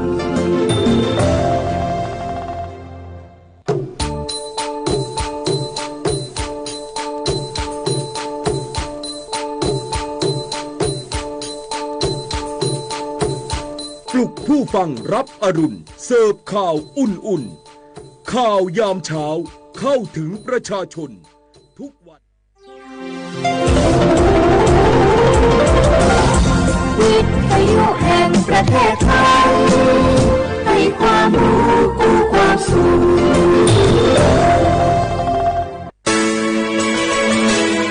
สถานีวิทยุกระจายเสียงแห่งประเทศไทยจังหวัดเชียงใหม่ AM 1476 กิโลเฮิรตซ์สถานีวิทยุภาคภาษาชาติพันธุ์แห่งเดียวในประเทศไทยที่มีความทันสมัยเชื่อถือได้สร้างอัตลักษณ์กลุ่มชาติพันธุ์สู่สากลเจ็บป่วยฉุกเฉินวิกฤตอันตรายถึงชีวิตคนไทยทุกคนใช้สิทธิเจ็บป่วยฉุกเฉินวิกฤตเข้ารักษาโรงพยาบาลใกล้ที่สุดได้ทันทีไม่เกิน72ชั่วโมงตามนโยบายรัฐบาลให้ความคุ้มครองสอบถามเพิ่มเติมสายด่วนสปสช1330ตลอด24ชั่วโมงอยากรู้จังใครบ้างนะ7กลุ่มเสี่ยงฉีดวัคซีนไข้หวัดใหญ่ใช้สิทธิบัตรทองได้ไม่เสียค่าใช้จ่ายง่ายๆแค่ใช้แอปเป๋าตังตรวจสอบสิทธิกดเลือกกระเป๋าสุขภาพก็รู้แล้วแถมจองคิวฉีดได้ด้วยที่สถานพยาบาลในระบบบัตรทองรีบๆกันหน่อยนะแค่ถึงเดือนสิงหาคมนี้เท่านั้นสิทธิสร้างเสริมสุขภาพและป้องกันโรคดีๆกองทุนหลักประกันสุขภาพแห่งชาติหรือบัตรทอง30 บาทสอบถามเพิ่มเติมที่สายด่วนสปสช1330ตลอด24ชั่วโมงคุณผู้ฟังคะทุกวันนี้มิจฉาชีพมาในรูปแบบใหม่ๆมากมายที่เราอาจคาดไม่ถึงผมเนี่ยก็เคยโดนมิจฉาชีพโทรมาบอกว่าเป็นเพื่อนสนิทแล้วขอยืมเงินโชคดีนะที่เพื่อนคนนั้นอยู่ด้วยกันกับผมเลยรอดหนูก็เพิ่งโดนโทรมาบอกว่าเป็นตำรวจบอกว่าหนูมีคดีเกี่ยวข้องกับยาเสพติดแล้วก็ต้องโอนเงินไปเพื่อเคลียร์คดีโชคดีที่ตั้งสติแล้วก็ตรวจสอบก่อนไม่อย่างนั้นเงินเก็บหนูคงหายหมดแน่ๆเลยหากมีคนอ้างว่าเป็นเจ้าหน้าที่หรือให้โอนเงินอย่ารีบเชื่อต้องตรวจสอบข้อมูลกับหน่วยงานโดยตรงห้ามโอนเงินหรือให้ข้อมูลส่วนตัวเด็ดขาดและอย่าลืมนะคะว่าถ้าหากพบข้อความหรือโทรศัพท์แปลกๆให้แจ้งเจ้าหน้าที่ที่สายด่วน191หรือ1599เพื่อช่วยกันป้องกันและหยุดยั้งมิจฉาชีพค่ะร่วมด้วยช่วยกันเฝ้าระวังภัยรู้ทันมิจฉาชีพเพื่อความปลอดภัยของทุกคนด้วยความปรารถนาดีจากสำนักงานประชาสัมพันธ์ที่3กรมประชาสัมพันธ์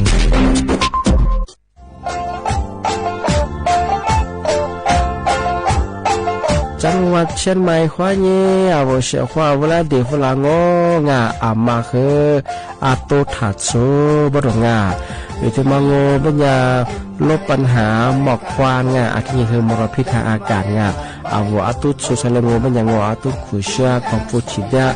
ยุดดูดจอมังอาอาทิบะคืออาวุธมาสุบะคือธรรมคือมาโจนี่เหลี่ยบังอาอาทิบะคืออาตุมาสุเจมาของปัญญาคือทีหาทีเนียขวานี้งวาฮา生活呀，生活一块你生活呀，出资黑果子，比方嘛，出嘛单我们呀，อาวุ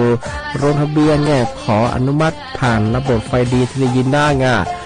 ที่นี่สุดท้ายสุบะฮาวุพัดสอนยังอฝ่าฝืนก็คือโทษจำคุยยากไงที่นี่คือผู้บักโคจามาคือมีตัวหัวเฮียมันคือคุยจะงานมันก็คือโคจะคูบูเบื้องโง่ไงเดี๋ยวจะมาไม่คือจังหวัดเชียงใหม่ก็ยังดีประกาศยุฟลาไงปีฟ้าวุ้งเชียงฟ้าวุ้งไงมาอาลีตัวหมองมันเป็นยังตัวเบียงมันเป็นยังไงพอหมองยังคือเอาทุกแจ้งไงได้ที่053ไง112880ไงบางก็ชื่อ191ไงที่มาคือตลอด24ชั่วโมงที่ทุกคนนั่งงงไง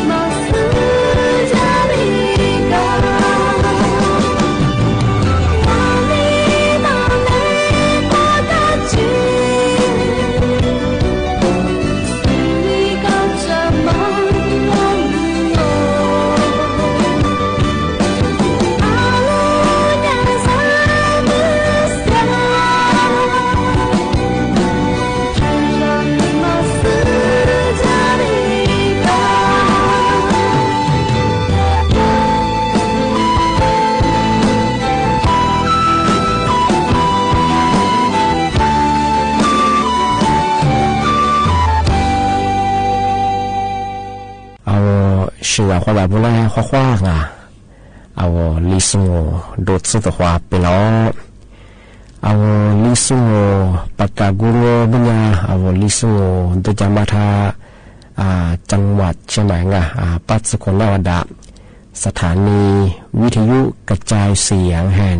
ประเทศไทยจังหวัดเชียงใหม่ที่นี่บ้างว่าเอาวิทยุว่าโดยจากมาว่าปัญญายี่ระบบยา AM ยี่ความถี่ของประเทศที่ตัวลี่ฮาสิจะช่วยขึ้นกว่าตัวเนี่ยดูหลังวิทยุเนี่ยที่ท่าว่า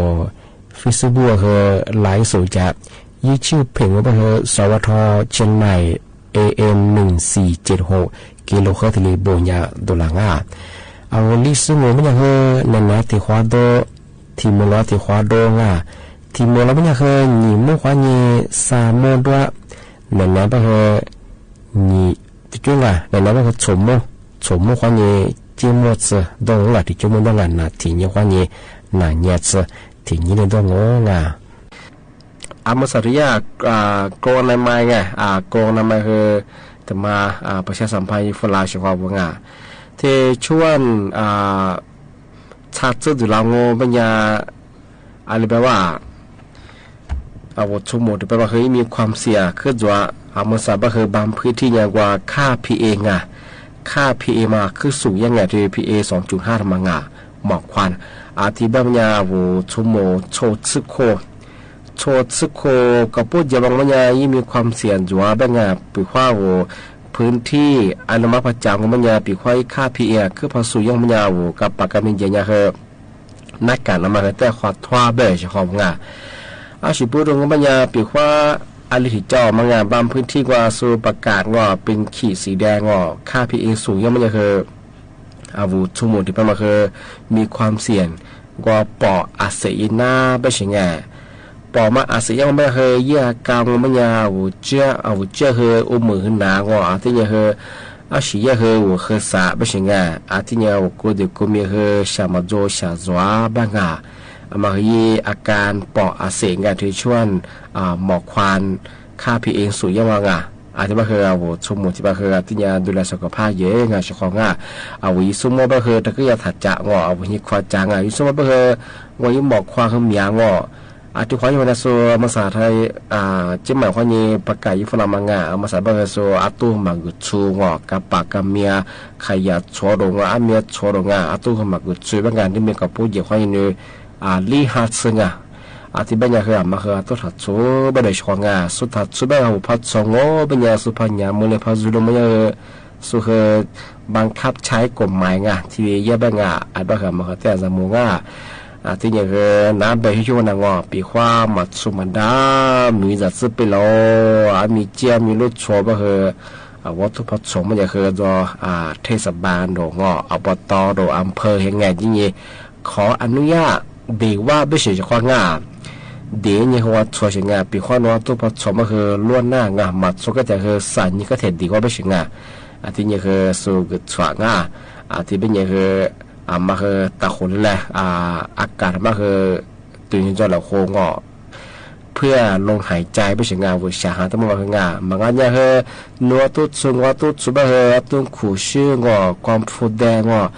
ชาเจ้ามันยันนัวตัวแต่สุขตัวเบียเพียตัวคือเบียสางาชาเจ้าแบบชงงาอาทิบัญญาเฮอามาเฮตัวยาถัดชูบังาอาทิยังเฮอามาเฮตาคนเลยแหละตื่นจอเราเขาแบบชงงาปีขว้าหัวตัวเบียแล้วก็หมวมันหมวก็บัญญาเฮย่า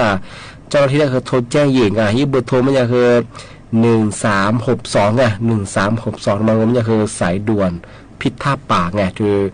ดูชมีงอป่าดูชิดกว่าชิโซย่าเจ้าหน้าที่ไงย่าไม่คือ24 ชั่วโมงที่ได้บริการเหยื่อบ้างปีว่าอัตโตเบียแล้วก็มันบอกย่าโทรแจ้งช่างงที่ไม่คือมาคือไงเอาแต่คนแรกที่ตื่นจะหลอกของมาคือตัวเธอแต่ก็ตัดสูบได้ช่างตัวสุดท้ายก็คืออัตงขู่อยากคือเชื่อว่ากับภูมิยางกับคนที่ว่าคือยี่หมอกควานงยิดดูยี่มรพิตัวสิงห์บ่คือเอากูเดียวคือเอาชาหาบ่งาจ้ะมีหาดีก็บ่เอากูเอาอีปอคืออาศัยนั่งติเชนั่งที่เอามีความเสี่ยงบ่คือเอาสมมุติว่าสุดสัญญายี่มีความเสี่ยงจ้วสุขภาพก็มาขาดเกลียงอะไรบ่คือมากูเดียวมาแต่กว่าสิงห์ที่ถึงบางงเป็นยังไงย่าสำนักงานหลักประกันสุขภาพคือประกาศแจ้งเตือนฝรั่งเมืองสั่งก็มันอย่างคือกลุ่มวิชาชีพที่พูดมาคือเอาเวลาทุกฝรั่งยิงวันหนึ่งเจ้าหน้าที่ประกันสังคมได้กว่าชิโซเมืองสั่งใน20กุลีที่เรียกว่าเป็นยังเอาเวลาว่าเคียวโค้งสแกนอินเดียนี่ข้อมูลเพิ่มเติมสู่ฝรั่งเบย์ชิโค้งโดยที่มาคือเตี้ยจามูราไปเฉียงเมืองสัตยาสำนักงานหลักประกันสุขภาพสปสชคือย่านโยบายที่ชิมาโจแบงย่า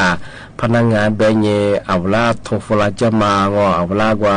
อินลาวจุดสุดพายจะมาที่ชิมาโจแบงปีขว้าวมาที่ชิพัจิตจงแบงถัดยืดามังงมันจะเธอกลุ่มวิชาชีพที่พูดมาย่าเวลาแบกเกอร์เอาเวลาแบกเกอร์เอาเวลาผู้บอกความจะสู้มาคือแต่จะโม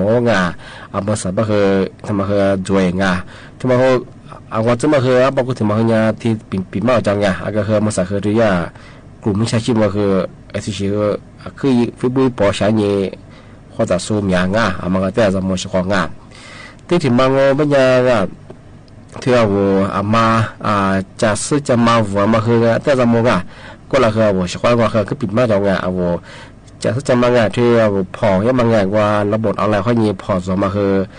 ติญาจะโมมาสับคือยินล้าหมดจูซูกลุ่มวิชาชีพมาคืออีฟิบุยินน่าไล่ปอชานี่จะซื้อจะมาไว้บิสูแต่ละนี่ก็มาคือจูมาคือจะโมปีข้อโนพอยังบางอย่างแน่นายมาคือว่ายินล้ายินพอสความดังเอาว่าระบบอะไรค่อยมีพอดอยมาคือเอาบุคคลมาซื้อร้านแล้วก็ดามาว่าทุกสิ่งรวมจังเขามาซื้อสุขภาพมาคือจุดจำโมมาคือระบบออนไลน์เขาเยซูเอาเวลาผู้ว่าคือจะมาก็เบกก็มาคือมีไม่ใช่ชื่อคือมีมาคือติญญาจำโมที่ปัญญามาสั่งเอาว่าเชื่อว่าคือมากกว่าแต่ว่ากันนั่งทั้งรวมมากกว่านั่นนักกันเนี่ยปกครองแต่ว่าช่วยเราความ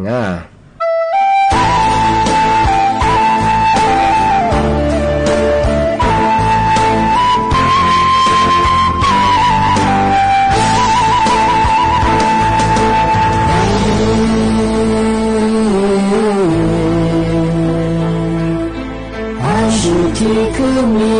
ความหมายบางบางมาจบกันอย่างนี้ผู้ชายมีมาตัวสิ่งมีมาสักยิ่งแม้จะมาเทศกาลบางมาจบมาลีบีมาชื่อ在树在树叶里树叶，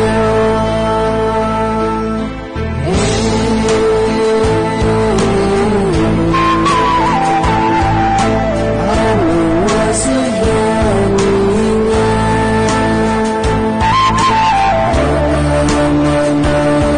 这个人你，你都是我的你。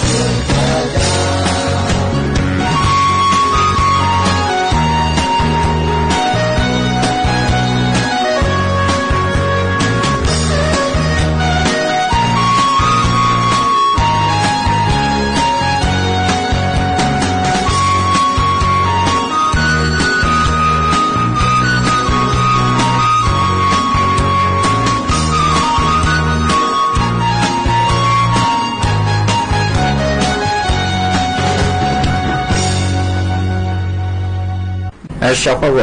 个买了佩服都白忙哎，个说明话中年被找弗朗的么喝。小伙我那么呀，รัฐบาลอันบางไงก็是พิหารอย่ายุ่งแต่ส่วน中年被找弗朗。个一把这村哎，把小马啦，别个白人啊，不或者叫那当哎，照片咱们上啊，不或者叫啊，是么呀？这大不或者叫什么呀？印度啊，不明啊，啊，老中年不或者啊，不或者我们呀，照片去什么啊？啊，当哎，有些地方我们呀，照这么个啊不。一个档哎，阿婆他妈这张啊，照片是你一个档个嘛张啊，哎吧，但是也别的是呀，阿婆化妆我们呀，年不买天我，哎吧哎，年提头不嘛，你们我嘛提这一提两我，哎的别哎，俺他妈也有没我们呀，俺们啥，这个啥大，这米大，哎，哎听头我们呀，阿婆一煮面了，阿婆张啊，然后就你。那这么讲，我们呀，阿婆他妈来花么大，因为那个阿婆在管啊，你不哎，阿老中间了出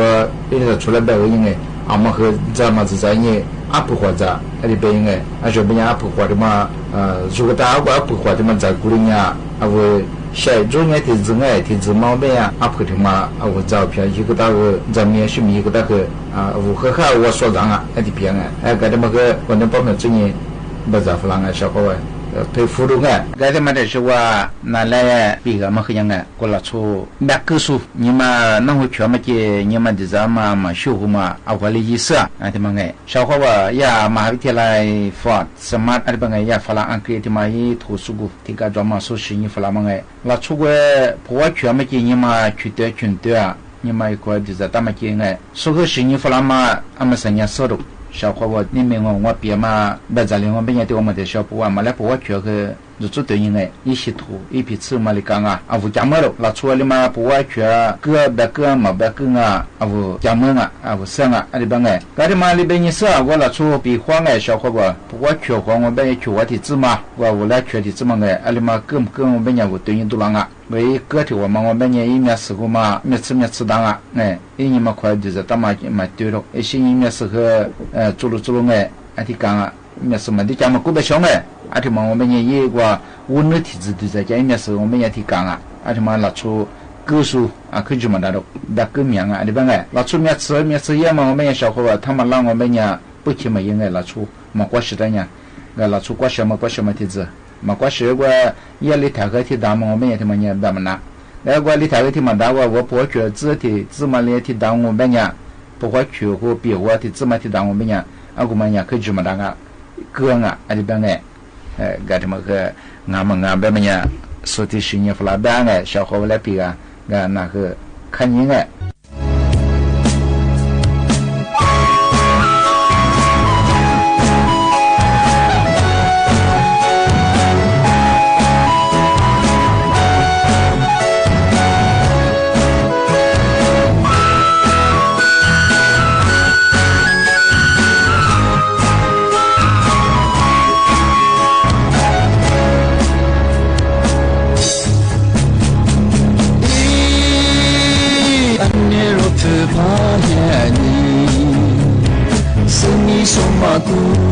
我记我把的是一直年你过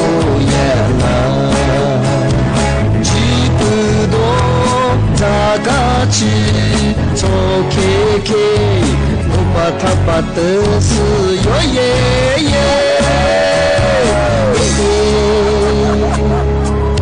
我把是个记得我也你那个我忙了我只是了我了自我只是愿你做了我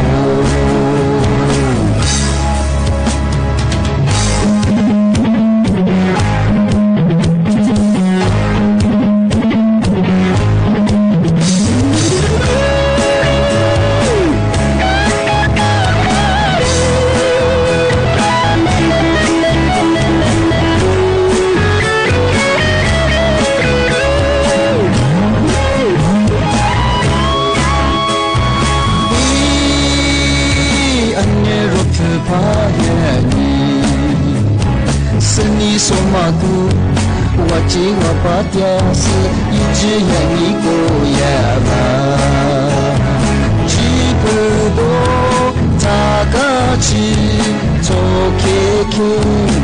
巴塔巴的是哟耶耶，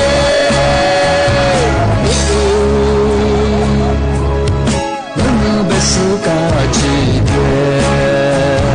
阿姆罗哈尼那格罗芒奥罗，我去世了不拉自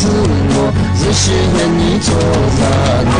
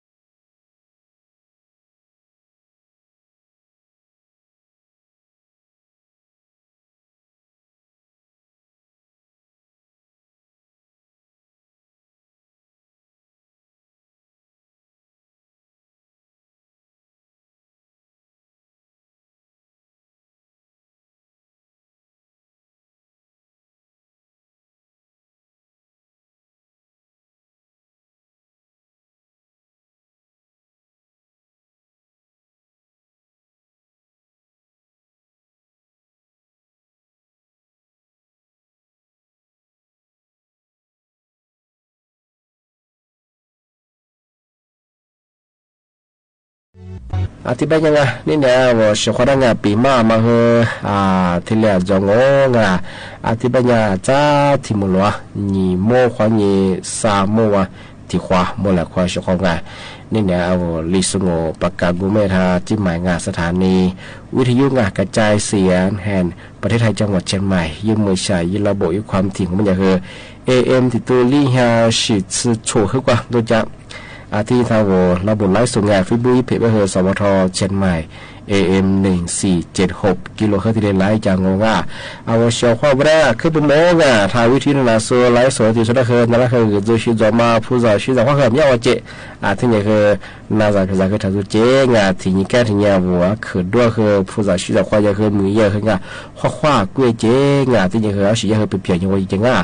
เอาเชียวข้อแรกข้อสวัสดีครับฮิมาบะโกอาเชียสุญญาสัจ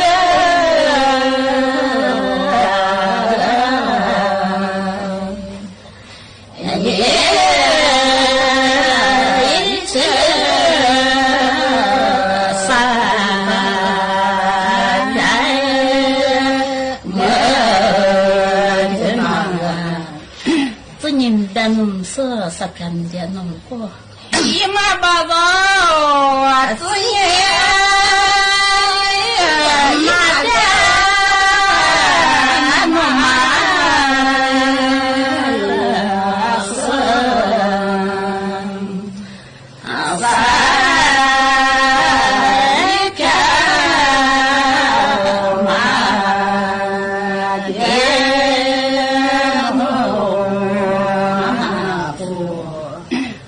bada ke kun matsanya ha te ham masatsanya ima baba baba de ki ko mama sunye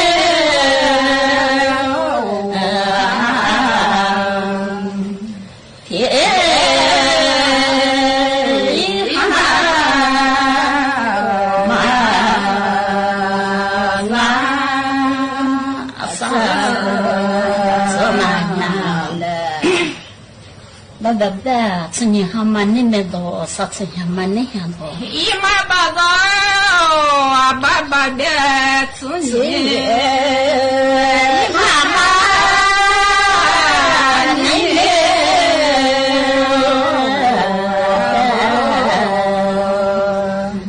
asa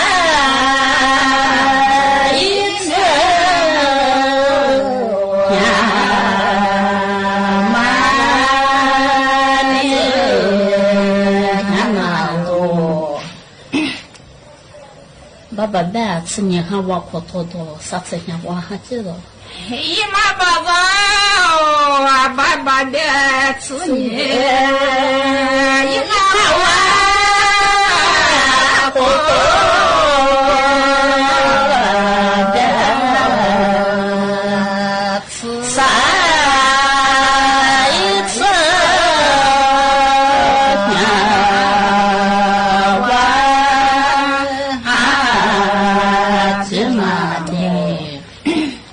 banda koto atsiketa do haja ima baba baba de koto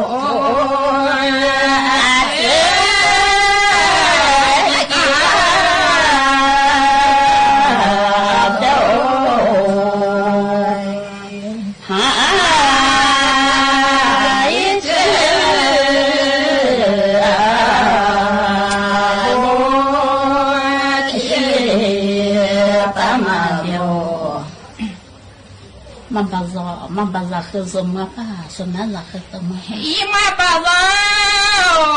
maba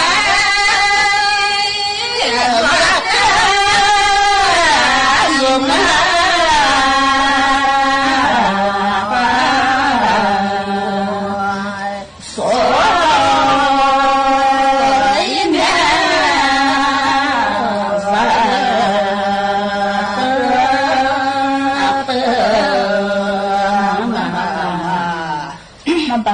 mabaza mado fala sonata mani fala ima baba maba izona dowa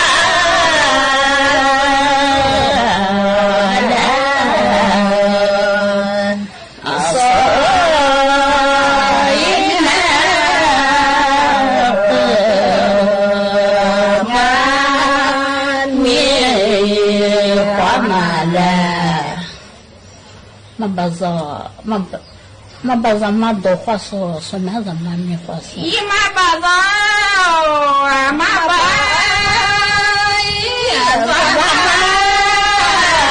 ดูข้อ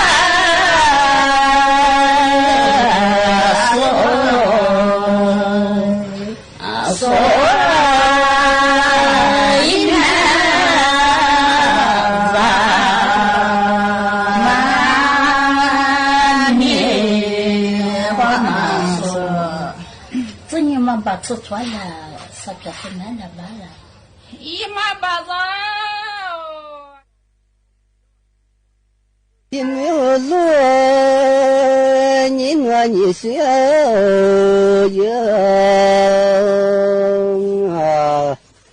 啊这边么呢？天天下着一天啊。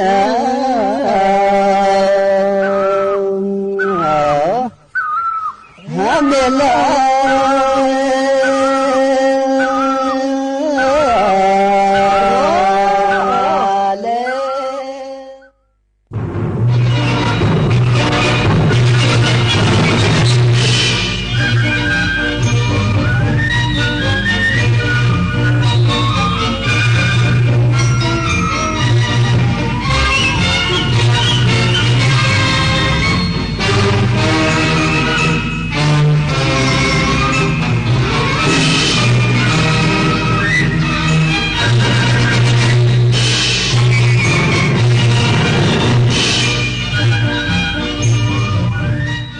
ที่นี่สถานีวิทยุกระจายเสียงแห่งประเทศไทย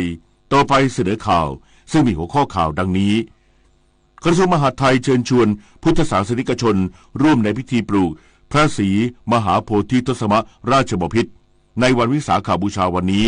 ณมณฑลปลูกของแต่ละจังหวัดทั่วประเทศ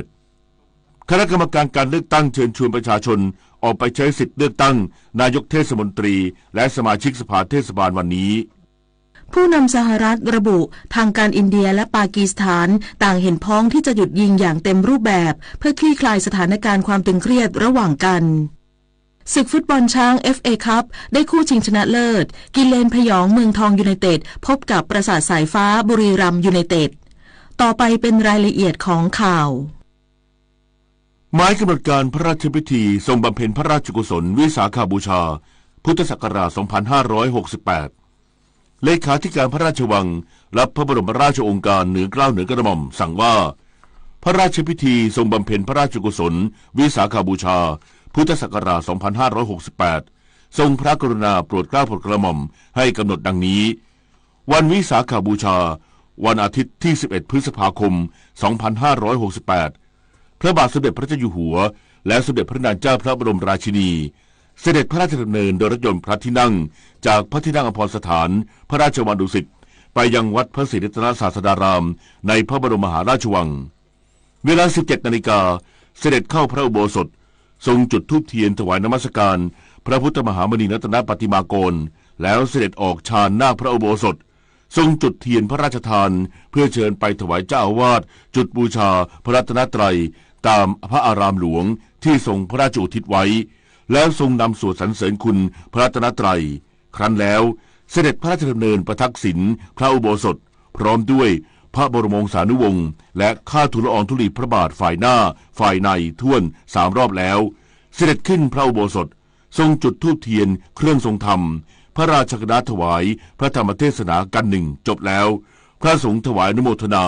ทรงประเคนจตุปัจจัยทยธรรมพระราชคณะถวายอดิเรกออกจากพระอุโบสถเสด็จพระราชดำเนินกลับพระที่นั่งอภรสถานพระราชวังดุสิตการแต่งกายแต่งเครื่องแบบปกติขาว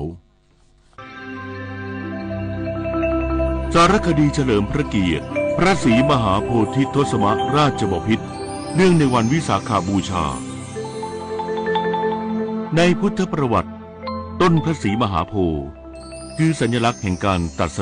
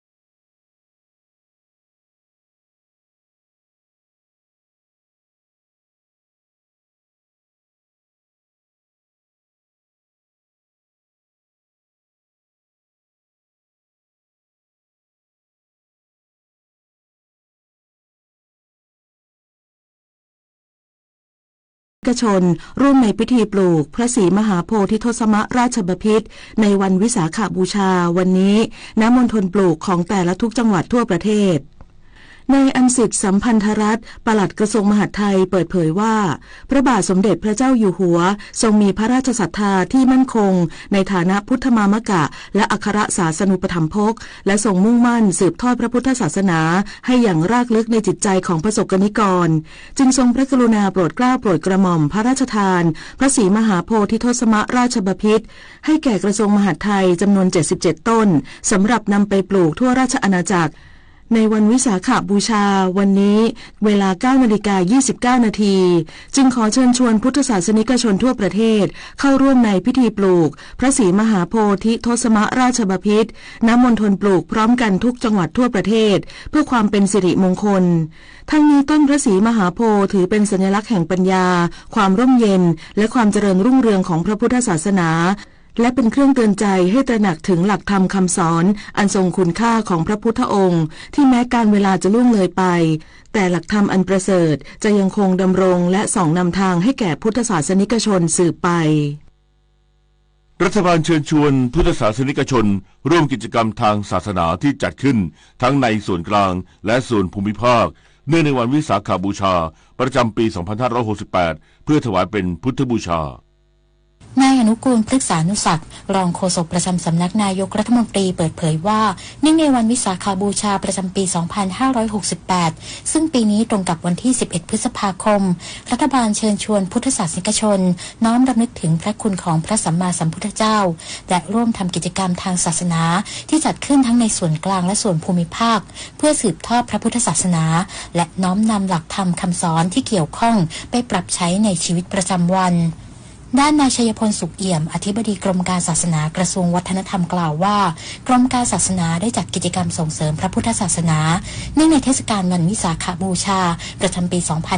2568 ทั้งส่วนกลางและส่วนภูมิภาคเพื่อสืบสานพระพุทธศาสนาและส่งเสริมให้พุทธศาสนิกชนได้รักษาศีลลดละเลิกอบายมุขถวายเป็นพุทธบูชาเนื่องในวันสำคัญทางพระพุทธศาสนาโดยส่วนกลางจัดพิธีนวสุทัศน์เทพวรารามประกอบพิธีเจริญพระพุทธมนต์ตักบาตรพระสงฆ์19 รูปและเวียนเทียนพร้อมสักการะสิ่งศักดิ์สิทธิ์ณพระอุโบสถเยี่ยมชมพิพิธภัณฑ์ตำหนักสมเด็จพระอริยวงศาคตยานสมเด็จพระสังฆราชแพทย์ติสเทวมหาเถรการสาธิตการกวนข้าวมัทุปายาตเปิดนิทรรศการให้ความรู้เรื่องวันวิสาขบูชาและการจำหน่ายสินค้าและผลิตภัณฑ์จากชุมชนคุณธรรมพลังบวรและร้านค้าของดีประจำเขตกรุงเทพมหานครในส่วนภูมิภาคได้จัดกิจกรรมทางพระพุทธศาสนาตามบริบทของแต่ละพื้นที่ส่งเสริมการเปิดพื้นที่จัดเทศกาลงานประเพณีและกิจกรรมทางพระพุทธศาสนารวมทั้งส่งเสริมการสร้างอาชีพด้วยการจำหน่ายสินค้าและบริการด้านศรัทธาความเชื่อและวัฒนธรรมประเพณีมาริชโยรายงานกระทรวงมหาดไทยและคณะกรรมการการเลือกตั้งเชิญชวนประชาชนออกไปใช้สิทธิเลือกตั้งนายกเทศมนตรีและสมาชิกสภาเทศบาลวันนี้เพื่อร่วมกันกำหนดทิศทางอนาคตของชุมชนเสริมสร้างประชาธิปไตยระดับฐานรากให้เข้มแข็งนางสาวไตรสุรีไตรสรณกุลเลขานุการรัฐมนตรีว่าการกระทรวงมหาดไทยและโฆษกกระทรวงมหาดไทยเชิญชวนประชาชนผู้มีสิทธิเลือกตั้งในเทศบาลทั่วประเทศยกเว้นกรุงเทพมหานครออกไปใช้สิทธิเลือกตั้งนายกเทศมนตรีและสมาชิกสภาเทศบาลในวันนี้เพื่อร่วมกันกำหนดทิศทางอนาคตของชุมชนและเสริมสร้างประชาธิปไตยระดับฐานรากให้เข้มแข็งโดยขอให้ผู้มีสิทธิเลือกตั้งตรวจสอบรายชื่อและศึกษาวิธีการใช้บัตรเลือกตั้งให้ถูกต้องโดยจะได้รับบัตร2ใบคือบัตรสีเหลืองสำหรับเลือกนายกเทศมนตรีและบัตรสีเขียวสำหรับเลือกสมาชิกสภาเทศบาลสามารถตรวจสอบสิทธิ์ได้ที่หน่วยเลือกตั้งหรือผ่านช่องทางออนไลน์ที่เว็บไซต์ของสำนักบริหารการทะเบียนโดยกระทรวงมหาดไทยด้านพันตำรวจโทรพีพงษ์จิรพัฒนาลักษณ์รองเลขาธิการคณะกรรมการการเลือกตั้งหรือกกต.กล่าวด้วยว่าขอให้ผู้สมัครปฏิบัติตามกฎหมายอย่างเคร่งครัดและพึงระวังพฤติกรรมต้องห้ามสำหรับการเลือกตั้งอาทิห้ามขัดขวางหรือน่วงเหนี่ยวผู้มีสิทธิ์ไม่ให้ไปใช้สิทธิ์ห้ามขายหรือแจกสุราในเวลาเลือกตั้งห้ามเล่นหรือจัดให้มีการพนันเกี่ยวกับผลการเลือกตั้งหากฝ่าฝืนมีโทษทั้งจำคุกปรับและเพิกถอนสิทธิการเลือกตั้งการรับสมัครเลือกตั้งตามอัตราที่กฎหมายกำหนดก็มีข้อกฎหมายที่เกี่ยวข้องที่ต้องปฏิบัติตามอย่างเคร่งครัดนะฮะไม่งั้นก็อาจจะเป็นเหตุให้การเลือกตั้งไม่สุจริตหรือ ถูกดำเนินการตามกฎหมายได้ข้อแรกก็เรื่องของการหาเสียงก่อนวันเลือกตั้งและในวันเลือกตั้งก็กฎหมายก็ห้ามผู้สมัครหาเสียงตั้งแต่เวลา 18 นาฬิกาของวันที่ 10 นะฮะถึง 24 นาฬิกาของวันที่ 11 นะครับซึ่งเป็นเวลาที่ต้องหยุดความเคลื่อนไหวหยุดการหาเสียงนะครับจนเลือกตั้งเสร็จสิ้นอันนี้ก็ย้ำไปผู้สมัครนะครับไม่ว่าช่องทางใดๆไม่ว่าจะเป็นเรื่องของการโพสต์การไลน์ต่างๆในช่องทางอิเล็กทรอนิกส์ด้วยนะอันนี้ก็เป็นความผิดก็เป็นข้อห้ามที่พึงระวังขณะที่นายอิทธิพรบุญประคองประธานกรรมการการเลือกตั้งกล่าวว่าคณะกรรมการการเลือกตั้งได้มีการเตรียมความพร้อมในการอำนวยความสะดวกในการเลือกตั้งให้กับประชาชนอย่างเต็มที่ซึ่งการเลือกตั้งครั้งนี้ถือเป็นโอกาสสำคัญที่ประชาชนจะร่วมกำหนดทิศทางของท้องถิ่นด้วยตนเองครั้งนี้นะครับในการเลือกที่สำคัญอีกครั้งหนึ่งเป็นโอกาสของท่านผู้มีสิทธิเลือกตั้งที่จะเลือกบุคคลที่ท่านเห็นว่าจะสามารถทำงานเป็นตัวแทนของท่านแล้วก็ทีมเลือกตั้งที่พร้อมอำนวยความสะดวกครับก็ไม่มีความกังวลอะไรครับเพราะทุกคนรู้หน้าที่เป็นอย่างดีให้ย้ำว่าแม้ทำงานก็ขอมาลงคะแนนได้นะครับทั้งนี้ขอเชิญชวนผู้มีสิทธิเลือกตั้งทั่วประเทศออกมาใช้สิทธิเลือกตั้งได้ตั้งแต่เวลา 8 นาฬิกาถึง 17 นาฬิกาณหน่วยเลือกตั้งที่ท่านมีชื่อส่วนผู้ที่มีเหตุจำเป็นไม่สามารถไปใช้สิทธิเลือกตั้งได้ให้แจ้งเหตุเพื่อรักษาสิทธิทางการเมืองโดยสามารถแจ้งได้หลังการเลือกตั้งตั้งแต่วันที่ 12 ถึง 18 พฤษภาคมผ่าน 4 ช่องทางได้แก่ยื่นต่อสำนักงานทะเบียนส่งทางไปรษณีย์แอปสมาร์ทโหวตหรือที่เว็บไซต์สำนักบริหารการทะเบียนสัพทวีศรีวิบูลย์รายงานรัฐบาลมุ่งยกระดับประเทศไทยสู่การเป็นศูนย์กลางด้าน Data Center ของภูมิภาคโดยให้ความสำคัญในการพัฒนาโครงสร้างพื้นฐานด้านเทคโนโลยีดิจิทัลนายจิรายุห่วงทรัพย์โฆษกประจำสำนักนายกรัฐมนตรีเปิดเผยว่าในช่วงสัปดาห์ที่ผ่านมานางสาวแพทองธารชินวัตรนายกรัฐมนตรีได้หารือร่วมกับนายอาเดบาโยโอกุนเลซีประธานกรรมการและประธานเจ้าหน้าที่บริหารบริษัท Global Infrastructure Partners และนายสุภชัยเจรวนนท์ประธานคณะผู้บริหารเครือเจริญโภคภัณฑ์ถึงประเด็นการยกระดับ Data Center ในประเทศไทยโดยนายกรัฐมนตรีได้เน้นย้ำว่ารัฐบาลได้ความสำคัญในการพัฒนาโครงสร้างพื้นฐานด้านเทคโนโลยีดิจิทัลเพื่อให้เกิดประโยชน์สูงสุดต่อการพัฒนาประเทศซึ่งการที่ได้หารือกับ GIP จะเป็นโอกาสของประเทศไทยที่จะเป็นผู้นำและศูนย์กลางด้าน Data Center ของภูมิภาคเอเชียตะวันออกเฉียงใต้ในอนาคตโดยท่านนายกรัฐมนตรีบอกว่ารัฐบาลให้ความสำคัญในการพัฒนาโครงสร้างพื้นฐานด้านเทคโนโลยีดิจิทัลครับเพื่อให้เกิดประโยชน์สูงสุดต่อการพัฒนาประเทศที่ผ่านมาเนี่ยรัฐบาลไทยได้ร่วมมือกับภาคเอกชนชั้นนำครับอาทิ Microsoft Google แล้วก็ TikTok บริษัท GIP เนี่ยนะครับที่เข้ามาพบเนี่ยมีความรู้ความสามารถในเรื่องของ Data Center และประเทศไทยเนี่ยมีโอกาสที่จะเป็นเบอร์1หรือว่า Number 1ของภูมิภาคเอเชียตะวันออกเฉียงใต้ในเรื่องของ Data Center เนื่องจากเป็นศูนย์กลางครับต่อจากนี้ไปขอเชิญรับฟังเสียงจากใจไทยคู่ฟ้ารัฐบาลขอขอบคุณทุกหน่วยงานที่ร่วมกันลดค่าไฟฟ้าได้ตามเป้าช่วยบรรเทาค่าครองชีพของประชาชนโดยรอบเดือนพฤษภาคมถึงสิงหาคม 2568 ค่าไฟฟ้าจะอยู่ที่ 3.98 บาทต่อหน่วยจากเดิมที่กกพ.ประกาศไว้ที่ 4.15 บาทต่อหน่วยความสำเร็จในครั้งนี้เป็นผลจากนโยบายที่ชัดเจนของคณะรัฐมนตรีที่มอบหมายให้นายพีรพันธ์สาลีรัฐวิภาครองนายกรัฐมนตรีและรัฐมนตรีว่าการกระทรวงพลังงานร่วมกับกฟผ.และกกพ.ปรับโครงสร้างต้นทุนและแก้ไขปัญหาต่างๆที่เป็นภาระกับรัฐตามมติคณะรัฐมนตรีเมื่อวันที่ 1 เมษายนที่ผ่านมา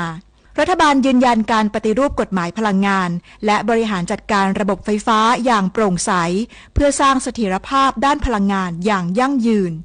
สื่อสารภารกิจรัฐบาลกับดิฉันสสิการวัฒนจันทร์รองโฆษกประจำสำนักนายกรัฐมนตรีด้วยพระมหากรุณาธิคุณของพระบาทสมเด็จพระเจ้าอยู่หัวที่ทรงให้ความสำคัญกับเยาวชนซึ่งจะเป็นพลังสำคัญในการพัฒนาแห่งอนาคตจากพระบรมราโชบายด้านการศึกษา4ประการที่ระบุไว้ว่าเด็กต้องมีทัศนคติที่ถูกต้องต่อบ้านเมืองมีพื้นฐานชีวิตมั่นคงเปี่ยมคุณธรรมมีอาชีพและเป็นพลเมืองดีของสังคมเพราะทุกก้าวของเยาวชนคือก้าวที่นำพาชาติสู่ความมั่นคง วิสาขบูชาวันที่พระสัมมาสัมพุทธเจ้าประสูติตรัสรู้และปรินิพพานเป็นโอกาสสำคัญให้พุทธศาสนิกชนน้อมรำลึกถึงหลักคำสอนร่วมทำบุญตักบาตรทำความดีละเว้นความชั่วทำจิตใจให้บริสุทธิ์พร้อมเริ่มต้นทำสิ่งดีๆเพื่อตัวเราครอบครัวและสังคมที่สงบสุขร่มเย็นส่งเสริมพระพุทธศาสนาในวันสำคัญสากลของโลก 7:15 น.ต่อไปเสนอข่าวต่างประเทศประธานาธิบดีโดนัลด์ทรัมป์ผู้นำสหรัฐเปิดเผยผ่านแพลตฟอร์มโซเชียลมีเดีย Truth Social ที่ระบุว่าทางการอินเดียและปากีสถานเห็นพ้องที่จะหยุดยิงอย่างเต็มรูปแบบเมื่อวันที่ 10 พฤษภาคมที่ผ่านมาตามเวลาท้องถิ่นหลังทั้งสองฝ่ายเจรจาคลี่คลายสถานการณ์ความตึงเครียดจากเหตุเผชิญหน้าทางทหารระหว่างกันซึ่งปะทุขึ้นตั้งแต่วันที่ 7 พฤษภาคมที่ผ่านมาจนทำให้มีผู้เสียชีวิตอย่างน้อย66 คนโดยมีรัฐบาลสหรัฐทำหน้าที่เป็นคนกลางในการเจรจาดังกล่าวด้านนายวิกรมมีศรีปลัดกระทรวงการต่างประเทศของอินเดียยืนยันว่าการหยุดยิงระหว่างอินเดียและปากีสถานมีผลตั้งแต่เวลา 17 นาฬิกาของวันเสาร์ที่ผ่านมาพร้อมกันนี้ยังระบุว่าเจ้าหน้าที่ทางการอินเดียกับปากีสถานมีกำหนดที่จะหารืออีกครั้งในวันพรุ่งนี้สำนักข่าวรอยเตอร์รายงานโดยอ้างการเปิดเผยของแหล่งข่าวที่ใกล้ชิดกับรัฐบาลสหรัฐและจีนที่ระบุว่านายสกอตต์เบเซนรัฐมนตรีว่าการกระทรวงการคลังสหรัฐและนายจามิสันกรีเออร์ผู้แทนเจรจาการค้าระดับสูงของสหรัฐมีกำหนดที่จะพบกับรองนายกรัฐมนตรีเหอลี่เฟิงของจีนอีกครั้งที่นครเจนีวาของสวิตเซอร์แลนด์ในวันอาทิตย์นี้ตามเวลาท้องถิ่นเพื่อหารือเกี่ยวกับการคลี่คลายสถานการณ์สงครามการค้าระหว่างสหรัฐและจีนซึ่งทำให้ทั้งสองประเทศต่างกำหนดอัตราภาษีนำเข้าสินค้าต่อกันมากกว่า100%อย่างไรก็ตามเจ้าหน้าที่ระดับสูงของสหรัฐและจีนไม่ได้ส่งสัญญาณถึงความคืบหน้าใดๆและไม่ได้เปิดเผยสาระสำคัญในการพบหารือเมื่อวันที่ 10 พฤษภาคมที่ผ่านมาเกี่ยวกับการคลี่คลายสถานการณ์สงครามการค้าระหว่างกันสำนักข่าว AFP รายงานโดยอ้างแถลงการของทางการสเปนที่ระบุว่า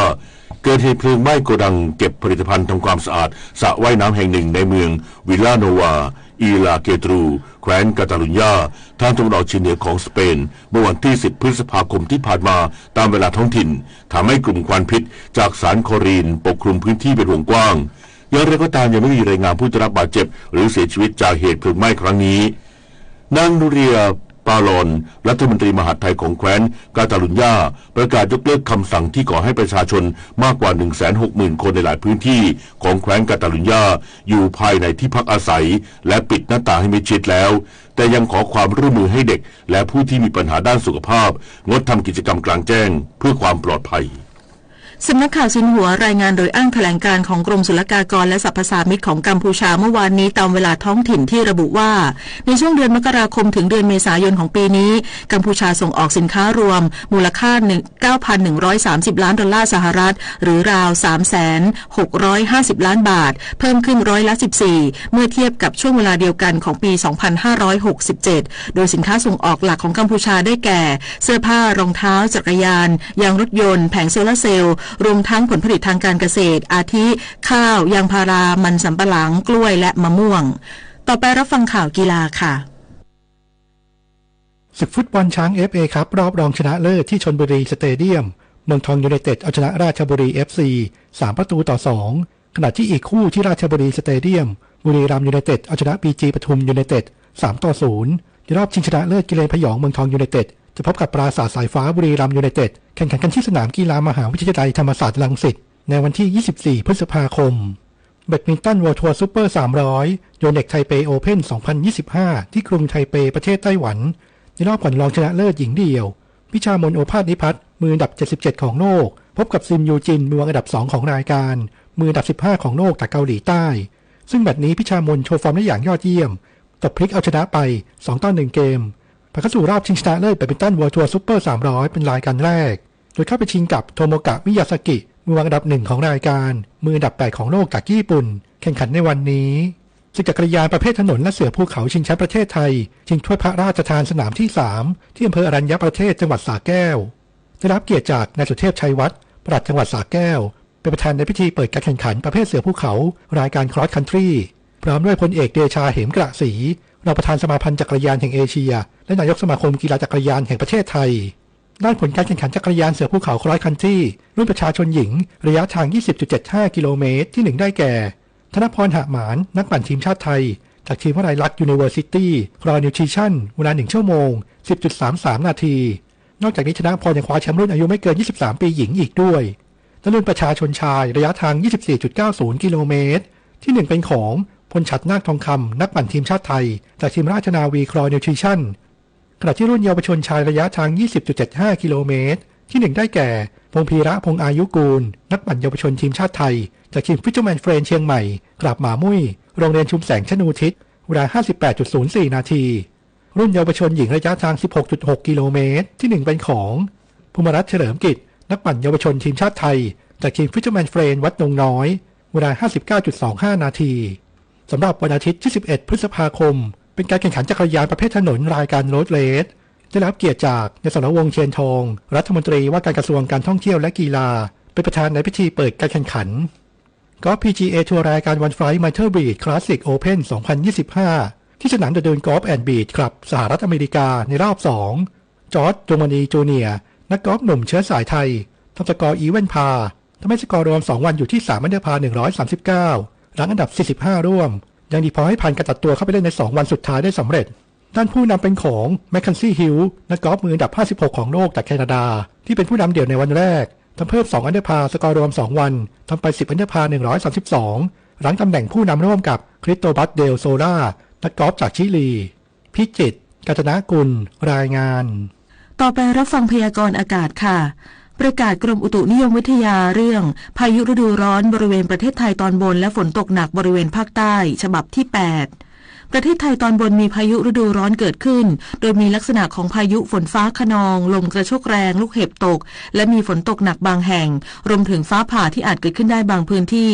ทั้งนี้เนื่องจากบริเวณความกดอากาศสูงกำลังปานกลางจากประเทศจีนแผ่ลงมาปกคลุมประเทศเวียดนามและทะเลจีนใต้ส่งผลทำให้มีลมตะวันออกเฉียงใต้และลมใต้พัดนำความชื้นจากอ่าวไทยและทะเลจีนใต้เข้าปกคลุมประเทศไทยตอนบนในขณะที่ประเทศไทยตอนบนมีอากาศร้อนขอให้ประชาชนบริเวณดังกล่าวระวังอันตรายจากพายุฤดูร้อนและฝนตกหนักที่จะเกิดขึ้นควรหลีกเลี่ยงการเดินทางผ่านบริเวณที่มีพายุฝนฟ้าคะนองและเส้นทางที่มีปัญหาน้ำท่วมซ้ำซากโดยเฉพาะพื้นที่ลุ่มต่ำมีข้อจำกัดในการระบายน้ำซึ่งอาจเกิดน้ำท่วมขังในระยะสั้นได้เนื่องจากการระบายน้ำอาจทำได้ไม่สะดวกและไม่ควรอยู่ในที่โล่งแจ้งใต้ต้นไม้ใหญ่สิ่งปลูกสร้างและป้ายโฆษณาที่ไม่แข็งแรงสำหรับเกษตรกรควรเสริมความแข็งแรงให้ไม้ผลและเตรียมการป้องกันความเสียหายที่อาจเกิดขึ้นกับผลผลิตทางการเกษตรและสัตว์เลี้ยงรวมทั้งดูแลรักษาสุขภาพในช่วงที่สภาพอากาศเปลี่ยนแปลงสภาวะอากาศที่มีผลต่อการสะสมฝุ่นละอองในระยะนี้การสะสมของฝุ่นละอองหมอกควันบริเวณประเทศไทยตอนบนอยู่ในเกณฑ์น้อยถึงปานกลางมีแนวโน้มคงที่เนื่องจากลมใต้และลมตะวันตกเฉียงใต้พัดปกคลุมพยากรณ์อากาศตั้งแต่เช้าวันนี้จนถึงเช้าวันพรุ่งนี้ภาคเหนืออากาศร้อนโดยมีพายุฝนฟ้าคะนอง160ของพื้นที่กับมีลมกระโชกแรงและลูกเห็บตกบางพื้นที่โดยมีฝนตกหนักบางแห่งบริเวณจังหวัดแม่ฮ่องสอนเชียงใหม่เชียงรายลำพูนลำปางพะเยาแพร่น่านตากสุโขทัยอุตรดิตถ์พิษณุโลกกำแพงเพชรพิจิตรและเพชรบูรณ์ภาคตะวันออกเฉียงเหนือมีพายุฝนฟ้าคะนอง170ของพื้นที่กับมีลมกระโชกแรงและมีฝนตกหนักบางแห่งบริเวณจังหวัดเลยหนองคายบึงกาฬหนองบัวลำพูอุดรธานีสกลนครนครพนมชัยภูมิกาฬสินธุ์ขอนแก่นมุกดาหารมหาสารคาม101ยโสธรอำนาจเจริญนครราชสีมาบุรีรัมย์สุรินทร์ศรีสะเกษและอุบลราชธานีภาคกลางอากาศร้อนโดยมีพายุฝนฟ้าคะนอง160ของพื้นที่กับมีลมกระโชกแรงและลูกเห็บตกบางพื้นที่ส่วนมากบริเวณจังหวัดนครสวรรค์อุทัยธานีชัยนาทลพบุรีสระบุรีสิงห์บุรีอ่างทองพระนครศรีอยุธยาสุพรรณบุรีนครปฐมกาญจนบุรีราชบุรีสมุทรสงครามและสมุทรสาครภาคตะวันออกมีพายุฝนฟ้าคะนอง170ของพื้นที่กับมีลมกระโชกแรงและมีฝนตกหนักบางแห่งบริเวณจังหวัดนครนายกปราจีนบุรีสระแก้วฉะเชิงเทราชลบุรีระยองจันทบุรีและตราด ลมตะวันตกเฉียงใต้ความเร็ว 15-30 กิโลเมตรต่อชั่วโมงทะเลมีคลื่นสูงประมาณ1เมตรบริเวณที่มีฝนฟ้าคะนองคลื่นสูงมากกว่า2เมตรภาคใต้ฝั่งตะวันออกอากาศร้อนโดยมีฝนฟ้าคะนอง160ของพื้นที่และมีฝนตกหนักบางแห่งบริเวณจังหวัดเพชรบุรีประจวบคีรีขันธ์ชุมพรสุราษฎร์ธานีและนครศรีธรรมราชลมตะวันตกเฉียงใต้ความเร็ว 15-30 กิโลเมตรต่อชั่วโมงทะเลมีคลื่นสูงประมาณ1เมตรบริเวณที่มีฝนฟ้าคะนองคลื่นสูงมากกว่า2เมตรภาคใต้ฝั่งตะวันตกมีฝนฟ้าคะนอง170ของพื้นที่และมีฝนตกหนักบางแห่งบริเวณจังหวัดระนองพังงาภูเก็ตและกระบี่ลมตะวันตกความเร็ว 15-35 กิโลเมตรต่อชั่วโมงทะเลมีคลื่นสูง 1-2 เมตรบริเวณที่มีฝนฟ้าคะนองคลื่นสูงมากกว่า2เมตรกรุงเทพมหานครและปริมณฑลมีพายุฝนฟ้าคะนอง180ของพื้นที่กับมีลมกระโชกแรงและมีฝนตกหนักบางแห่งสภาวะระดับน้ำในแม่น้ำเจ้าพระยาที่หน้ากองบัญชาการกองทัพเรือคำนวณโดยกรมอุทกศาสตร์กองทัพเรือวันนี้น้ำขึ้นเต็มที่เวลา 4:32 นาทีสูงกว่าระดับทะเลปานกลาง85เซนติเมตรน้ำลงเต็มที่เวลา 13:09 นาทีต่ำกว่าระดับทะเลปานกลาง82เซนติเมตรวันนี้ที่ประภาคารกาญจนาภิเษกแหลมพรหมเทพจังหวัดภูเก็ตดวงอาทิตย์ตกเวลา 18:37 นาทีกรุงเทพมหานครดวงอาทิตย์ตกเวลา 18:36 นาที1 นาทีกับกปท.หากต้องขับรถตามหลังรถบรรทุกในเวลาค่ำคืนต้องเพิ่มความระมัดระวังเป็นพิเศษนะคะหากเห็นรถบรรทุกส่งสัญญาณไฟเลี้ยวเปิดซ้ายขวาสลับกันเป็นสัญญาณเตือนว่าทางข้างหน้านั้นอาจมีอุบัติเหตุผู้ขับขี่ไม่ควรจะขับแซงในขณะนั้นการเปิดสัญญาณไฟเลี้ยวด้านซ้ายเพียงข้างเดียวเป็นการสื่อสารให้ขับแซงขึ้นไปได้การเปิดไฟเลี้ยวด้านขวาเป็นสัญญาณเตือนว่ากำลังมีรถสวนทางมาผู้ขับขี่ไม่ควรขับแซงออกไปเด็ดขาดแต่ถ้าเป็นการขับแซงในจังหวะที่กำลังตีคู่โดยที่รถบรรทุกส่งสัญญาณไฟสูงให้เห็นทางข้างหน้าและลดไฟลงต่ำเมื่อแซงพ้นหมายความว่าถ้าแซงพ้นแล้วให้กลับเข้ามาในเลนได้และหากผู้ขับขี่ต้องการส่งสัญญาณตอบขอบคุณให้บีบแตรสั้น1ครั้งเมื่อแซงไปได้ในระดับเดียวกันซึ่งส่วนใหญ่รถบรรทุกก็มักบีบแตรตอบสั้นๆ1ครั้งเช่นกันทั้งนี้เป็นมารยาทการขับขี่ที่ปลอดภัยด้วยนะคะด้วยความปรารถนาดีจากกรมประชาสัมพันธ์และกองทุนเพื่อความปลอดภัยในการใช้รถใช้ถนน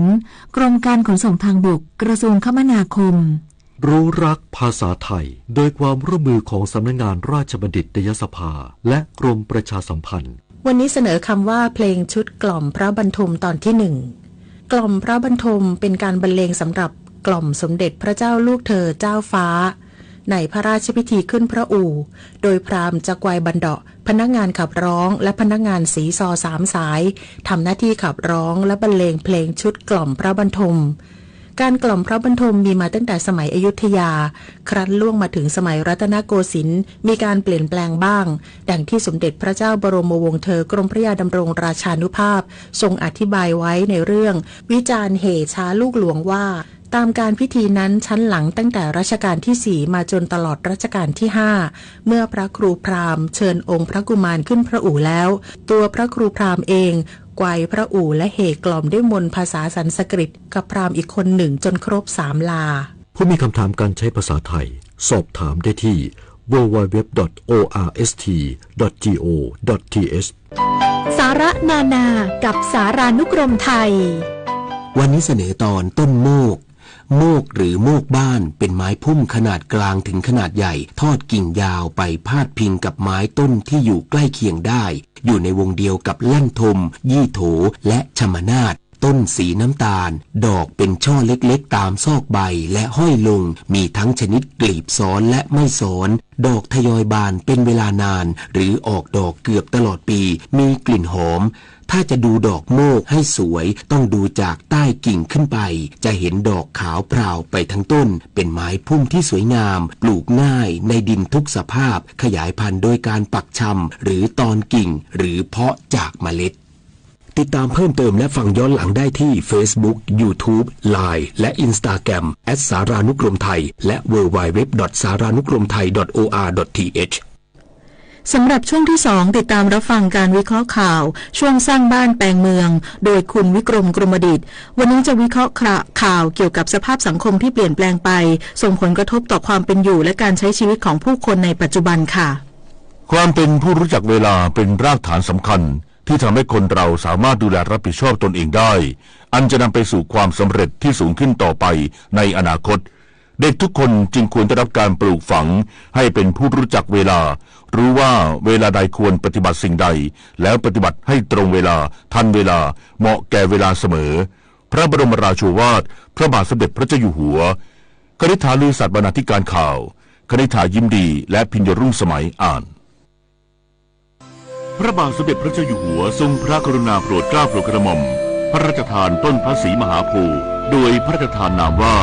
พระศรีมหาโพธิต้นสมราชบพิตรเพื่อเชิญไปปลูกในพื้นที่77จังหวัดเนื่องในวันวิสาขบูชาขอเชิญพุทธศาสนิกชนทั่วประเทศร่วมพิธีปลูกต้นพระศรีมหาโพธิ์พระราชทานในวันอาทิตย์ที่11พฤษภาคม2568เวลา 9:29 นาทีพร้อมกันทั่วประเทศ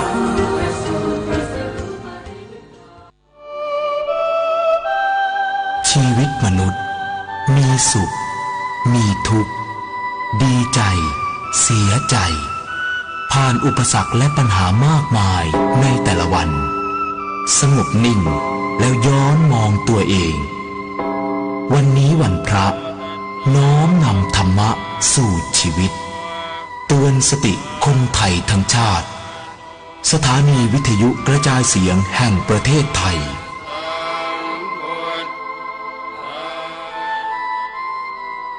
กลับมาได้ฟังข่าวในช่วงที่2ครับท่านผู้ฟังครับช่วงสร้างบ้านแปลงเมืองโดยคุณวิกรมกรมฤทธิ์วันนี้จะวิเคราะห์ข่าวเกี่ยวกับสภาพสังคมที่เปลี่ยนแปลงไปส่งผลกระทบต่อความเป็นอยู่และการใช้ชีวิตของผู้คนในปัจจุบันขอเชิญติดตามรับฟังครับ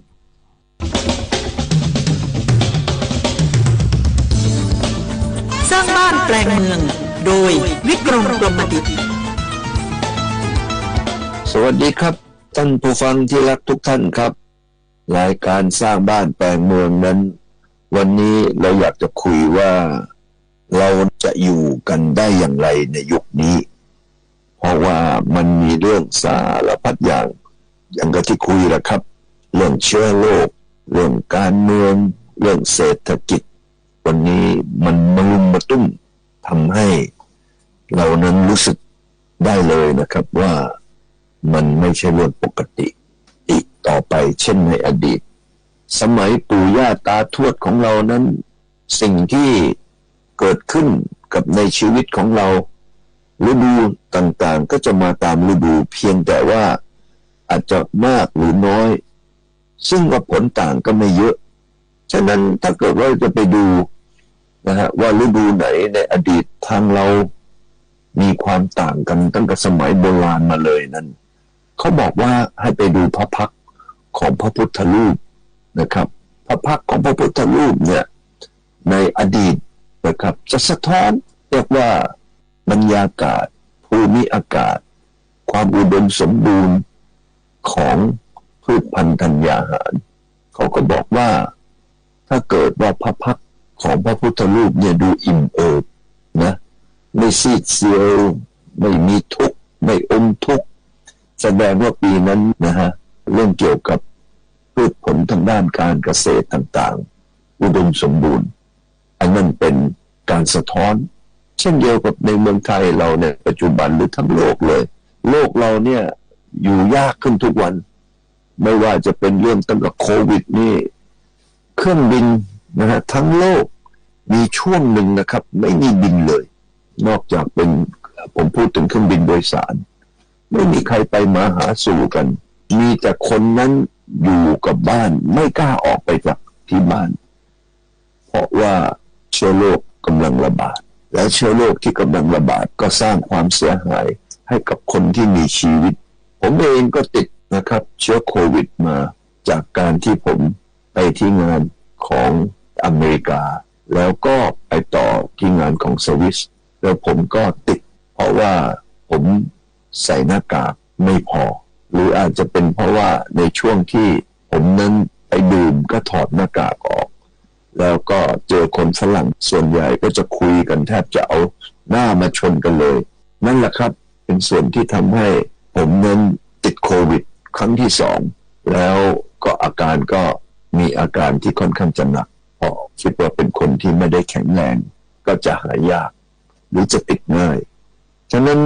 เราเน้นอยู่ยากขึ้นทุกวันเพราะเรื่องของสิ่งแวดล้อมเรื่องของธรรมชาติอย่างที่ว่า แต่วันนี้แหละครับในประเทศไทยเราคงจะอยู่ยากขึ้นไปอีกก็เพราะว่าเราได้มีผลกระทบนะครับจากเศรษฐกิจโลกที่วันนี้รัฐบาลอเมริกันนำโดย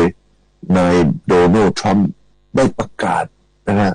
ความไม่ปกติด้วยการคิดสั้นๆนะครับว่าถ้าฉันจะไม่ให้คนได้เรียกว่ากำไรได้ดุลการค้ากับฉันนั้นฉันก็ขึ้นภาษีนะครับแล้วก็บีบให้คนเหล่านี้ย้ายโรงงานเข้ามาอยู่ในอเมริกาการขึ้นภาษีนั้นขึ้นง่ายแต่การที่จะบีบให้คนย้ายโรงงานเข้ามาผลิตในอเมริกาเพื่อจะไม่ให้ตัวเองนั้นขาดดุลการค้านั้นไม่ง่ายเลยตอนนี้ผลนั้นกำลังเกิดขึ้นมาทั้งคนในโลกนี้และก็คนในอเมริกาเราคงจะต้องไปคุยกันต่อคราวหน้าแล้วล่ะครับขอบคุณครับสวัสดีครับทำได้แค่นี้เองเหรออ้าวนึกว่าคนท้องใช้ของถูกดุจจนน่ะสมควรโดนแล้วหยุดไซเบอร์บูลลี่หยุดความคิดที่จะประจานบุคคลอื่นทางออนไลน์อย่าคิดที่จะสร้างกลุ่มโจมตีข้อความไม่สร้างสรรค์เหล่านี้เพราะความคึกขนองเพราะมันไม่ตลกและนำไปสู่จุดจบที่ไม่เคยเป็นผลดีต่อใครร่วมสร้างสังคมออนไลน์ให้ปลอดภัยไม่กดถูกใจไม่แชร์เนื้อหาความรุนแรงรู้มารยาทการสื่อสารคิดทบทวนก่อนพิมพ์ใจเขาใจเราจิ้มจอแต่ละทีอย่าให้มีใครต้องเจ็บท่านผู้ฟังครับวันนี้จังหวัดพะเยาเชิญชวนชาวพะเยาเข้าร่วมพิธีปลูกพระศรีมหาโพธิทศราชบพิตรพระศรีมหาโพธิ์พระราชทานจากพระบาทสมเด็จพระเจ้าอยู่หัวเพื่อความเป็นสิริมงคลแก่ตนเองและความผาสุกของประเทศชาติณวัดศรีโคมคำพระอารามหลวงอำเภอเมืองพะเยาติดตามรายละเอียดจากรายงานครับพระบาทสมเด็จพระเจ้าอยู่หัวทรงพระกรุณาโปรดเกล้าโปรดกระหม่อมพระราชทานนามพระศรีมหาโพธิ์ที่จะทรงโปรดในวันวิสาขบูชาซึ่งตรงกับวันอาทิตย์ที่11พฤษภาคม2568ณพระที่นั่งอัมพรสถานพระราชวังดุสิตพระราชทานนามว่าพระศรีมหาโพธิยาลงกรณ์มีความหมายว่าพระศรีมหาโพธิ์อันงดงามด้วยพระปัญญาตรัสรู้ในการนี้พระบาทสมเด็จพระเจ้าอยู่หัวทรงพระกรุณาโปรดเกล้าโปรดกระหม่อมพระราชทานต้นพระศรีมหาโพธิ์เพื่อเชิญไปปลูกในพื้นที่77จังหวัดพร้อมกันทั่วประเทศและพระราชทานนามว่าพระศรีมหาโพธิทศราชบพิตรมีความหมายว่าพระศรีมหาโพธิ์พระราชทานจากพระบาทสมเด็จพระเจ้าอยู่หัวนายรัฐพล นราดิศรผู้ว่าราชการจังหวัดพะเยาได้กล่าวเชิญชวนพระสงฆ์นิกรชาวจังหวัดพะเยาเข้าร่วมพิธีปลูกพระศรีมหาโพธิ์พระราชทานเพื่อความเป็นสิริมงคลแก่ประชาชนและความผาสุกของจังหวัดพะเยาและประเทศชาติสืบไปขอเชิญชวนพระสงฆ์นิกรชาวจังหวัดพะเยาร่วมในพิธีปลูกต้นพระศรีมหาโพธิ์พระราชทานจากพระบาทสมเด็จพระเจ้าอยู่หัวในวันอาทิตย์ที่11พฤษภาคม2568เวลา 9:29 น.ณวัดศรีโคมคำพระอารามหลวงเพื่อความเป็นสิริมงคลแก่พี่น้องประชาชนและความผาสุกของจังหวัดพะเยาและประเทศชาติ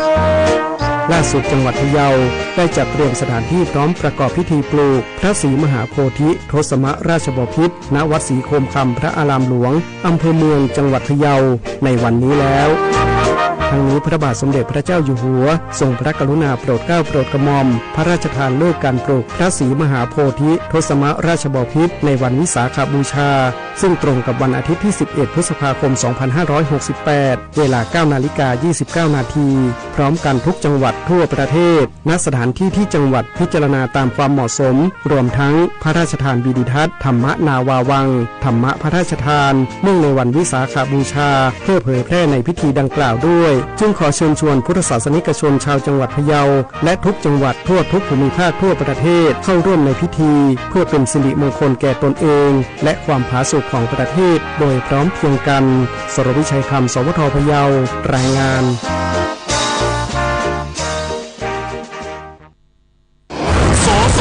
กับพันธกิจในการส่งเสริมพัฒนาและสนับสนุนให้คนไทยมีสุขภาพดีเสนอประเด็นสสสร่วมภาคีจัดมหกรรมครอบครัวยิ้มสัญจรจังหวัดตรังหนุนสุขภาวะเด็กเยาวชน ข้อมูลสถิติความรุนแรงในสังคมไทยปี 2567 โดยศูนย์เร่งรัดจัดการสวัสดิภาพประชาชนกระทรวงการพัฒนาสังคมและความมั่นคงของมนุษย์พบกลุ่มเด็กเป็นผู้ประสบปัญหาความรุนแรงในครอบครัวมากที่สุด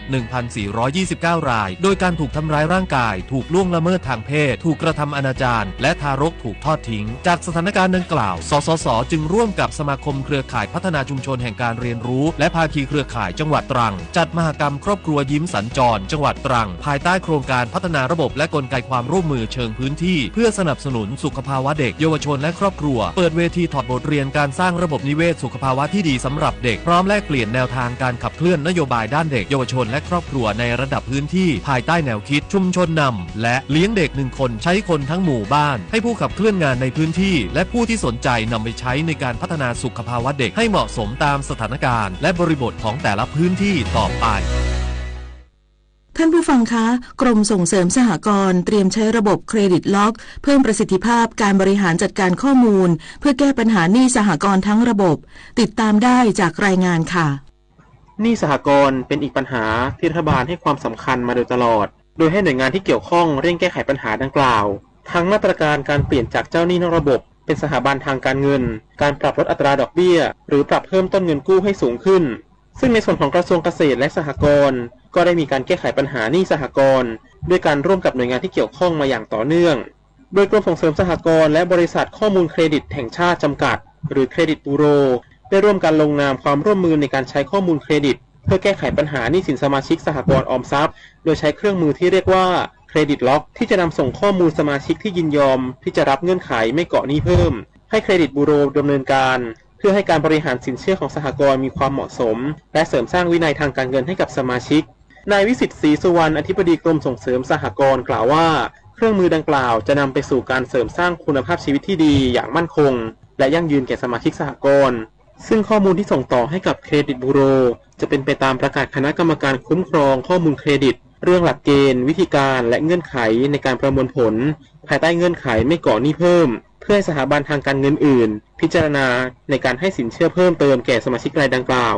จะเป็นการช่วยให้สมาชิกมีวินัยทางการเงินและส่งผลให้การบริหารสินเชื่อของสหกรณ์มีความเหมาะสมและยั่งยืนหากสมาชิกดำเนินการแก้ไขปัญหาหนี้สินเรียบร้อยแล้วจะสามารถดำเนินการยกเลิกเงื่อนไขไม่ก่อหนี้เพิ่มได้ตัวสมาชิกเนี่ยเขาจะให้เป็นข้อตกลงกับสหกรณ์เพื่อที่จะรวมหนี้จากที่ต่างๆมาที่เขามีหนี้หลายที่นะครับมาไว้ที่สหกรณ์ที่เดียวแล้วก็ให้ข้อมูลกับทางสหกรณ์ว่าจะไม่ก่อหนี้เพิ่มทางสหกรณ์ก็จะส่งข้อมูลมาให้ทางกรมส่งเสริมสหกรณ์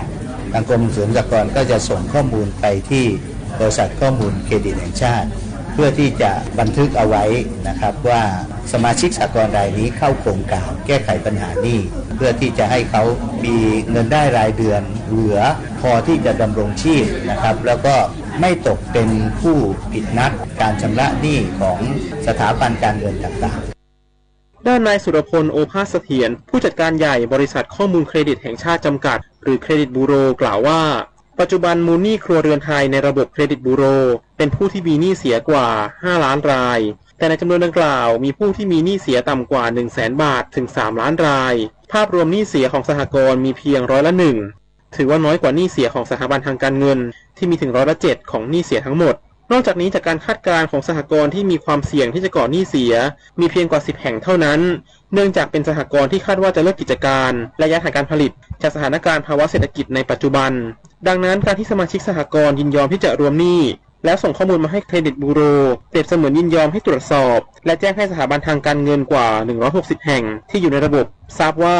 สมาชิกรายดังกล่าวจะไม่ก่อหนี้ใหม่เพิ่มเชื่อได้ว่าจะเป็นการแก้ไขปัญหาหนี้อย่างยั่งยืน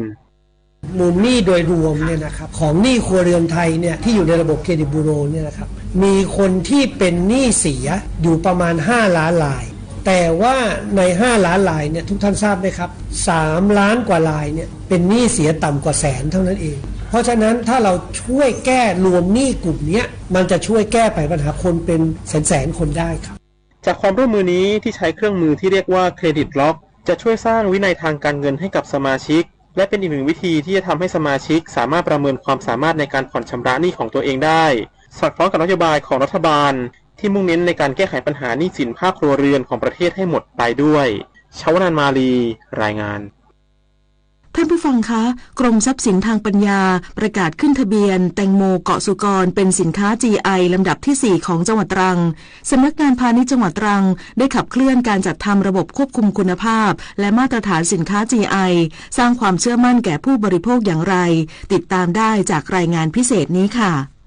รัฐบาลโดยกรมทรัพย์สินทางปัญญากระทรวงพาณิชย์ได้ประกาศขึ้นทะเบียนแตงโมเกาะสุกรจังหวัดตรังเป็นสินค้าอัตลักษณ์ทางภูมิศาสตร์นับเป็นสินค้า GI ลำดับที่ 4 ของจังหวัดรองจากหมูย่างเมืองตรังพริกไทยตรังและข้าวเบายอดม่วงตรัง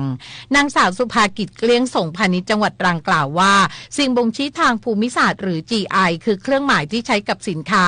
ที่มาจากแหล่งผลิตที่เฉพาะเจาะจงซึ่งคุณภาพหรือชื่อเสียงของสินค้านั้นๆเป็นผลมาจากการผลิตในพื้นที่ดังกล่าว GI จึงเปรียบเสมือนเป็นแบรนด์ของท้องถิ่นที่บ่งบอกถึงคุณภาพและแหล่งที่มาของสินค้า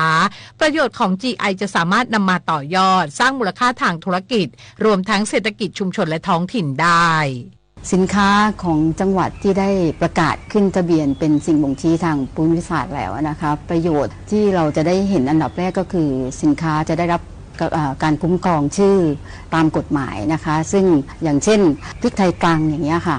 คนที่ตรังก็สามารถจะใช้ชื่อนี้ได้แต่ว่าคนที่อื่นๆอย่างเช่นไปปลูกที่จังหวัดอื่นๆอย่างเงี้ยค่ะก็ไม่สามารถที่จะใช้ชื่อว่าพริกไทยตรังได้อันนี้เป็นการคุ้มครองตามกฎหมายนอกจากนั้นเนี่ยก็จะได้รับการประชาสัมพันธ์สินค้านะคะสร้างมูลค่าเพิ่มสินค้าซึ่งตรงนี้ก็ได้ประโยชน์กับผู้ผลิตและก็ผู้ประกอบการโดยตรงนะคะทั้งนี้สำนักงานพาณิชย์จังหวัดตรังจะเข้าไปขับเคลื่อนการจัดทำระบบควบคุมคุณภาพและมาตรฐานสินค้า GI สร้างความเชื่อมั่นแก่ผู้บริโภคตลอดจนส่งเสริมประชาสัมพันธ์ช่วยเพิ่มช่องทางการจำหน่ายทั้งในและต่างประเทศและให้ความสำคัญกับการตลาดยุคใหม่เพื่อสร้างรายได้สู่ชุมชนสร้างความเข้มแข็งให้กับเศรษฐกิจของจังหวัดตรังอย่างไรก็ตามผู้ประกอบการหรือผู้ผลิตก็ต้องรักษาคุณภาพของสินค้า GI ให้ได้มาตรฐานด้วยในส่วนของผู้ประกอบการหรือว่าผู้ผลิตเองเนี่ยเราก็อยากจะให้รักษาคุณภาพนะคะเพราะว่า GI ที่อย่างบอกไปตั้งแต่ต้นนะคะว่าเปรียบเสมือนแบรนด์ของท้องถิ่นเพราะนั้นการที่เราจะรักษาภาพลักษณ์ของแบรนด์นี้ให้มัน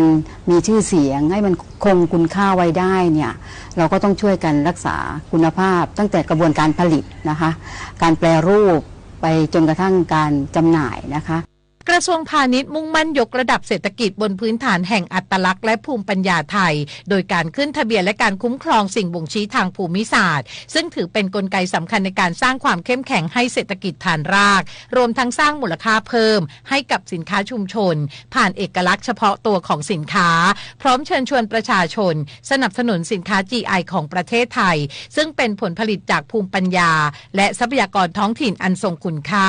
การเลือกซื้อสินค้า GI เป็นการส่งเสริมเศรษฐกิจชุมชนอย่างเป็นรูปธรรมและช่วยสืบสานมรดกทางวัฒนธรรมที่เป็นเอกลักษณ์ของแต่ละพื้นที่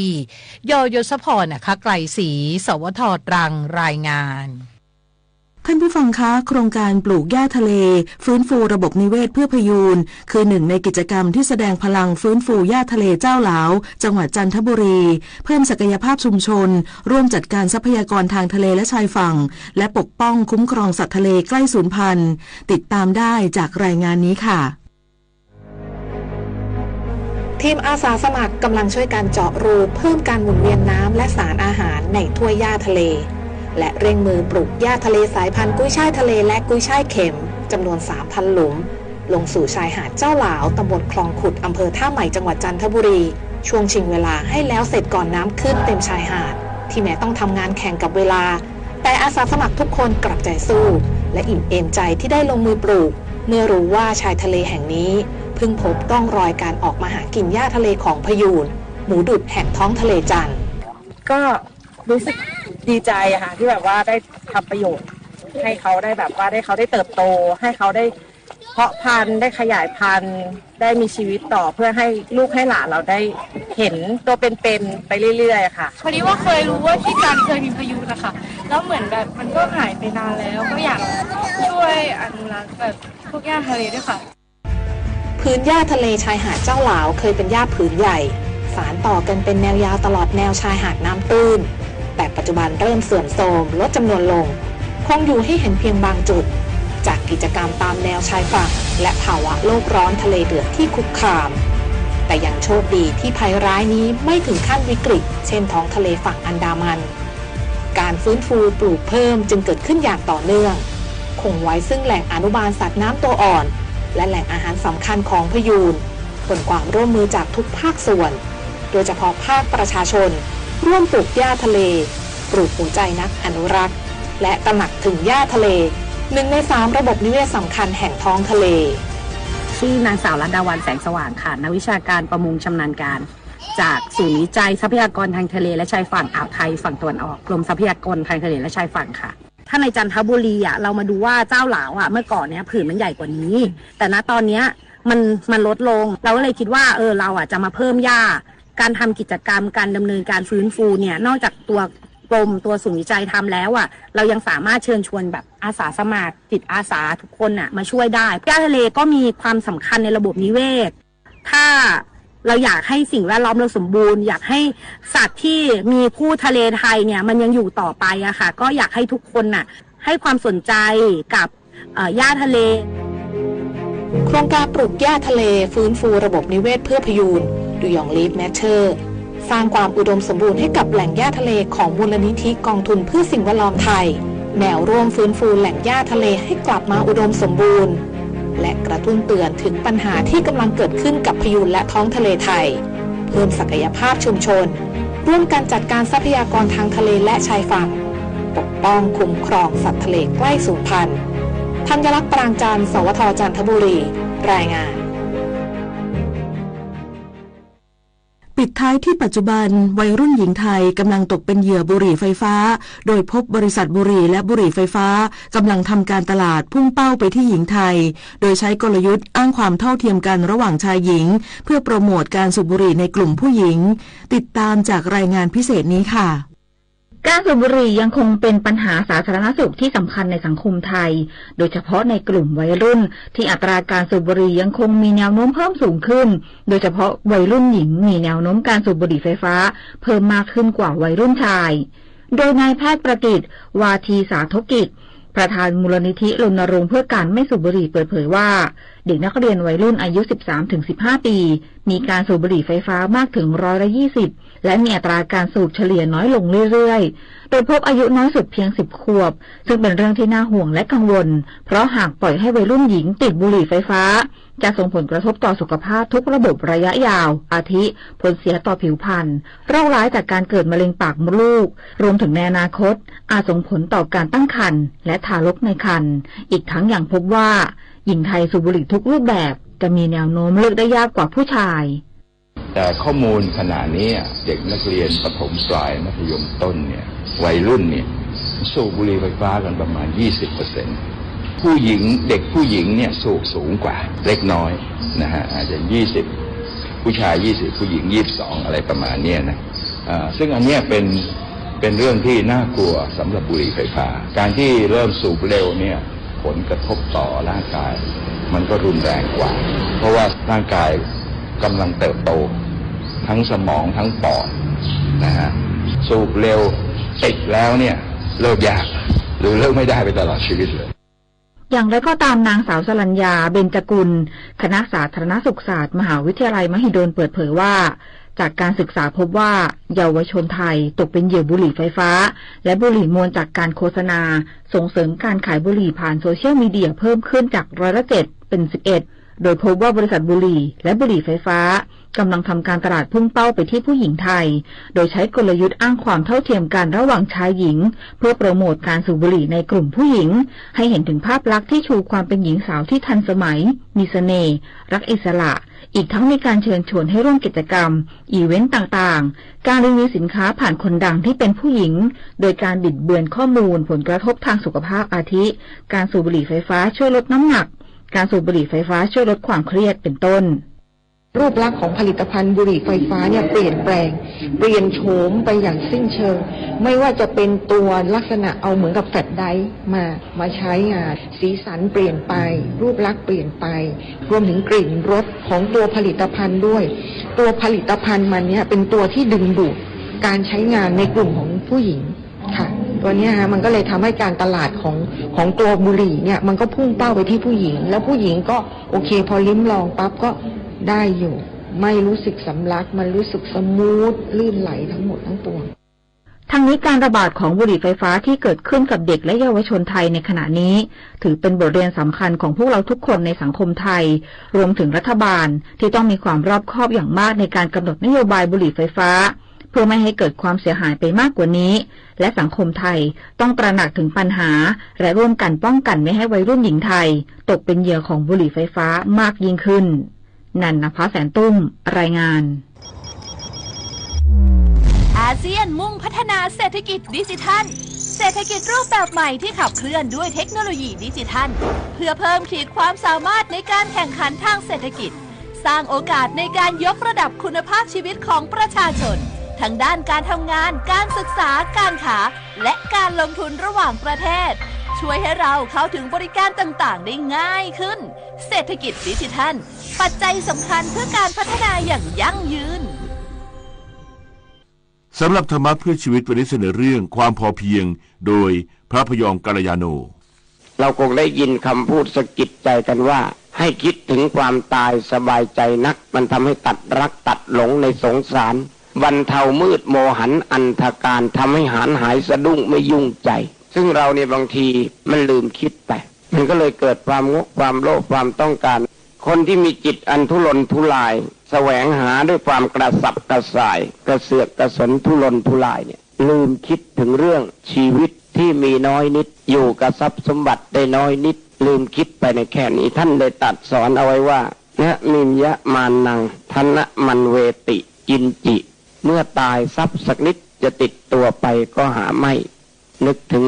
นักร้องคนนั้นแกเที่ยวหาเงินวัน11 งานอุจจาระปัสสาวะปวดยังไงก็ขออั้นไว้ก่อนให้ได้เงินไว้ก่อนนะร้องก่อนแต่ในที่สุดสักนิดก็ไม่ได้ติดตามแกไปแล้วแถมที่เหลืออยู่ก็ยังสร้างปัญหาให้คนที่อยู่แย่งกันอีก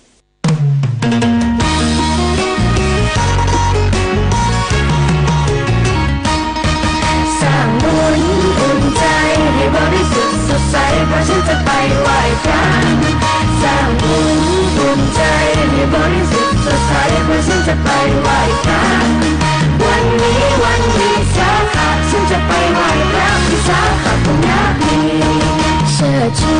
บูชาองค์พระศาสดาข้าอัญชลีพระพุทธประสูติการที่อุทยานลุมพินีวันเพ็ญปีจอเดือน6ก่อนพุทธศักราช80 ปีวันนั้นตรงกันวันพระวันวิสาขบูชาสร้างบุญอุ่นใจให้บริสุทธิ์สดใสเพราะฉันจะไปไหว้พระสร้างบุญอุ่นใจให้บริสุทธิ์สดใสเพราะฉันจะไปไหว้พระ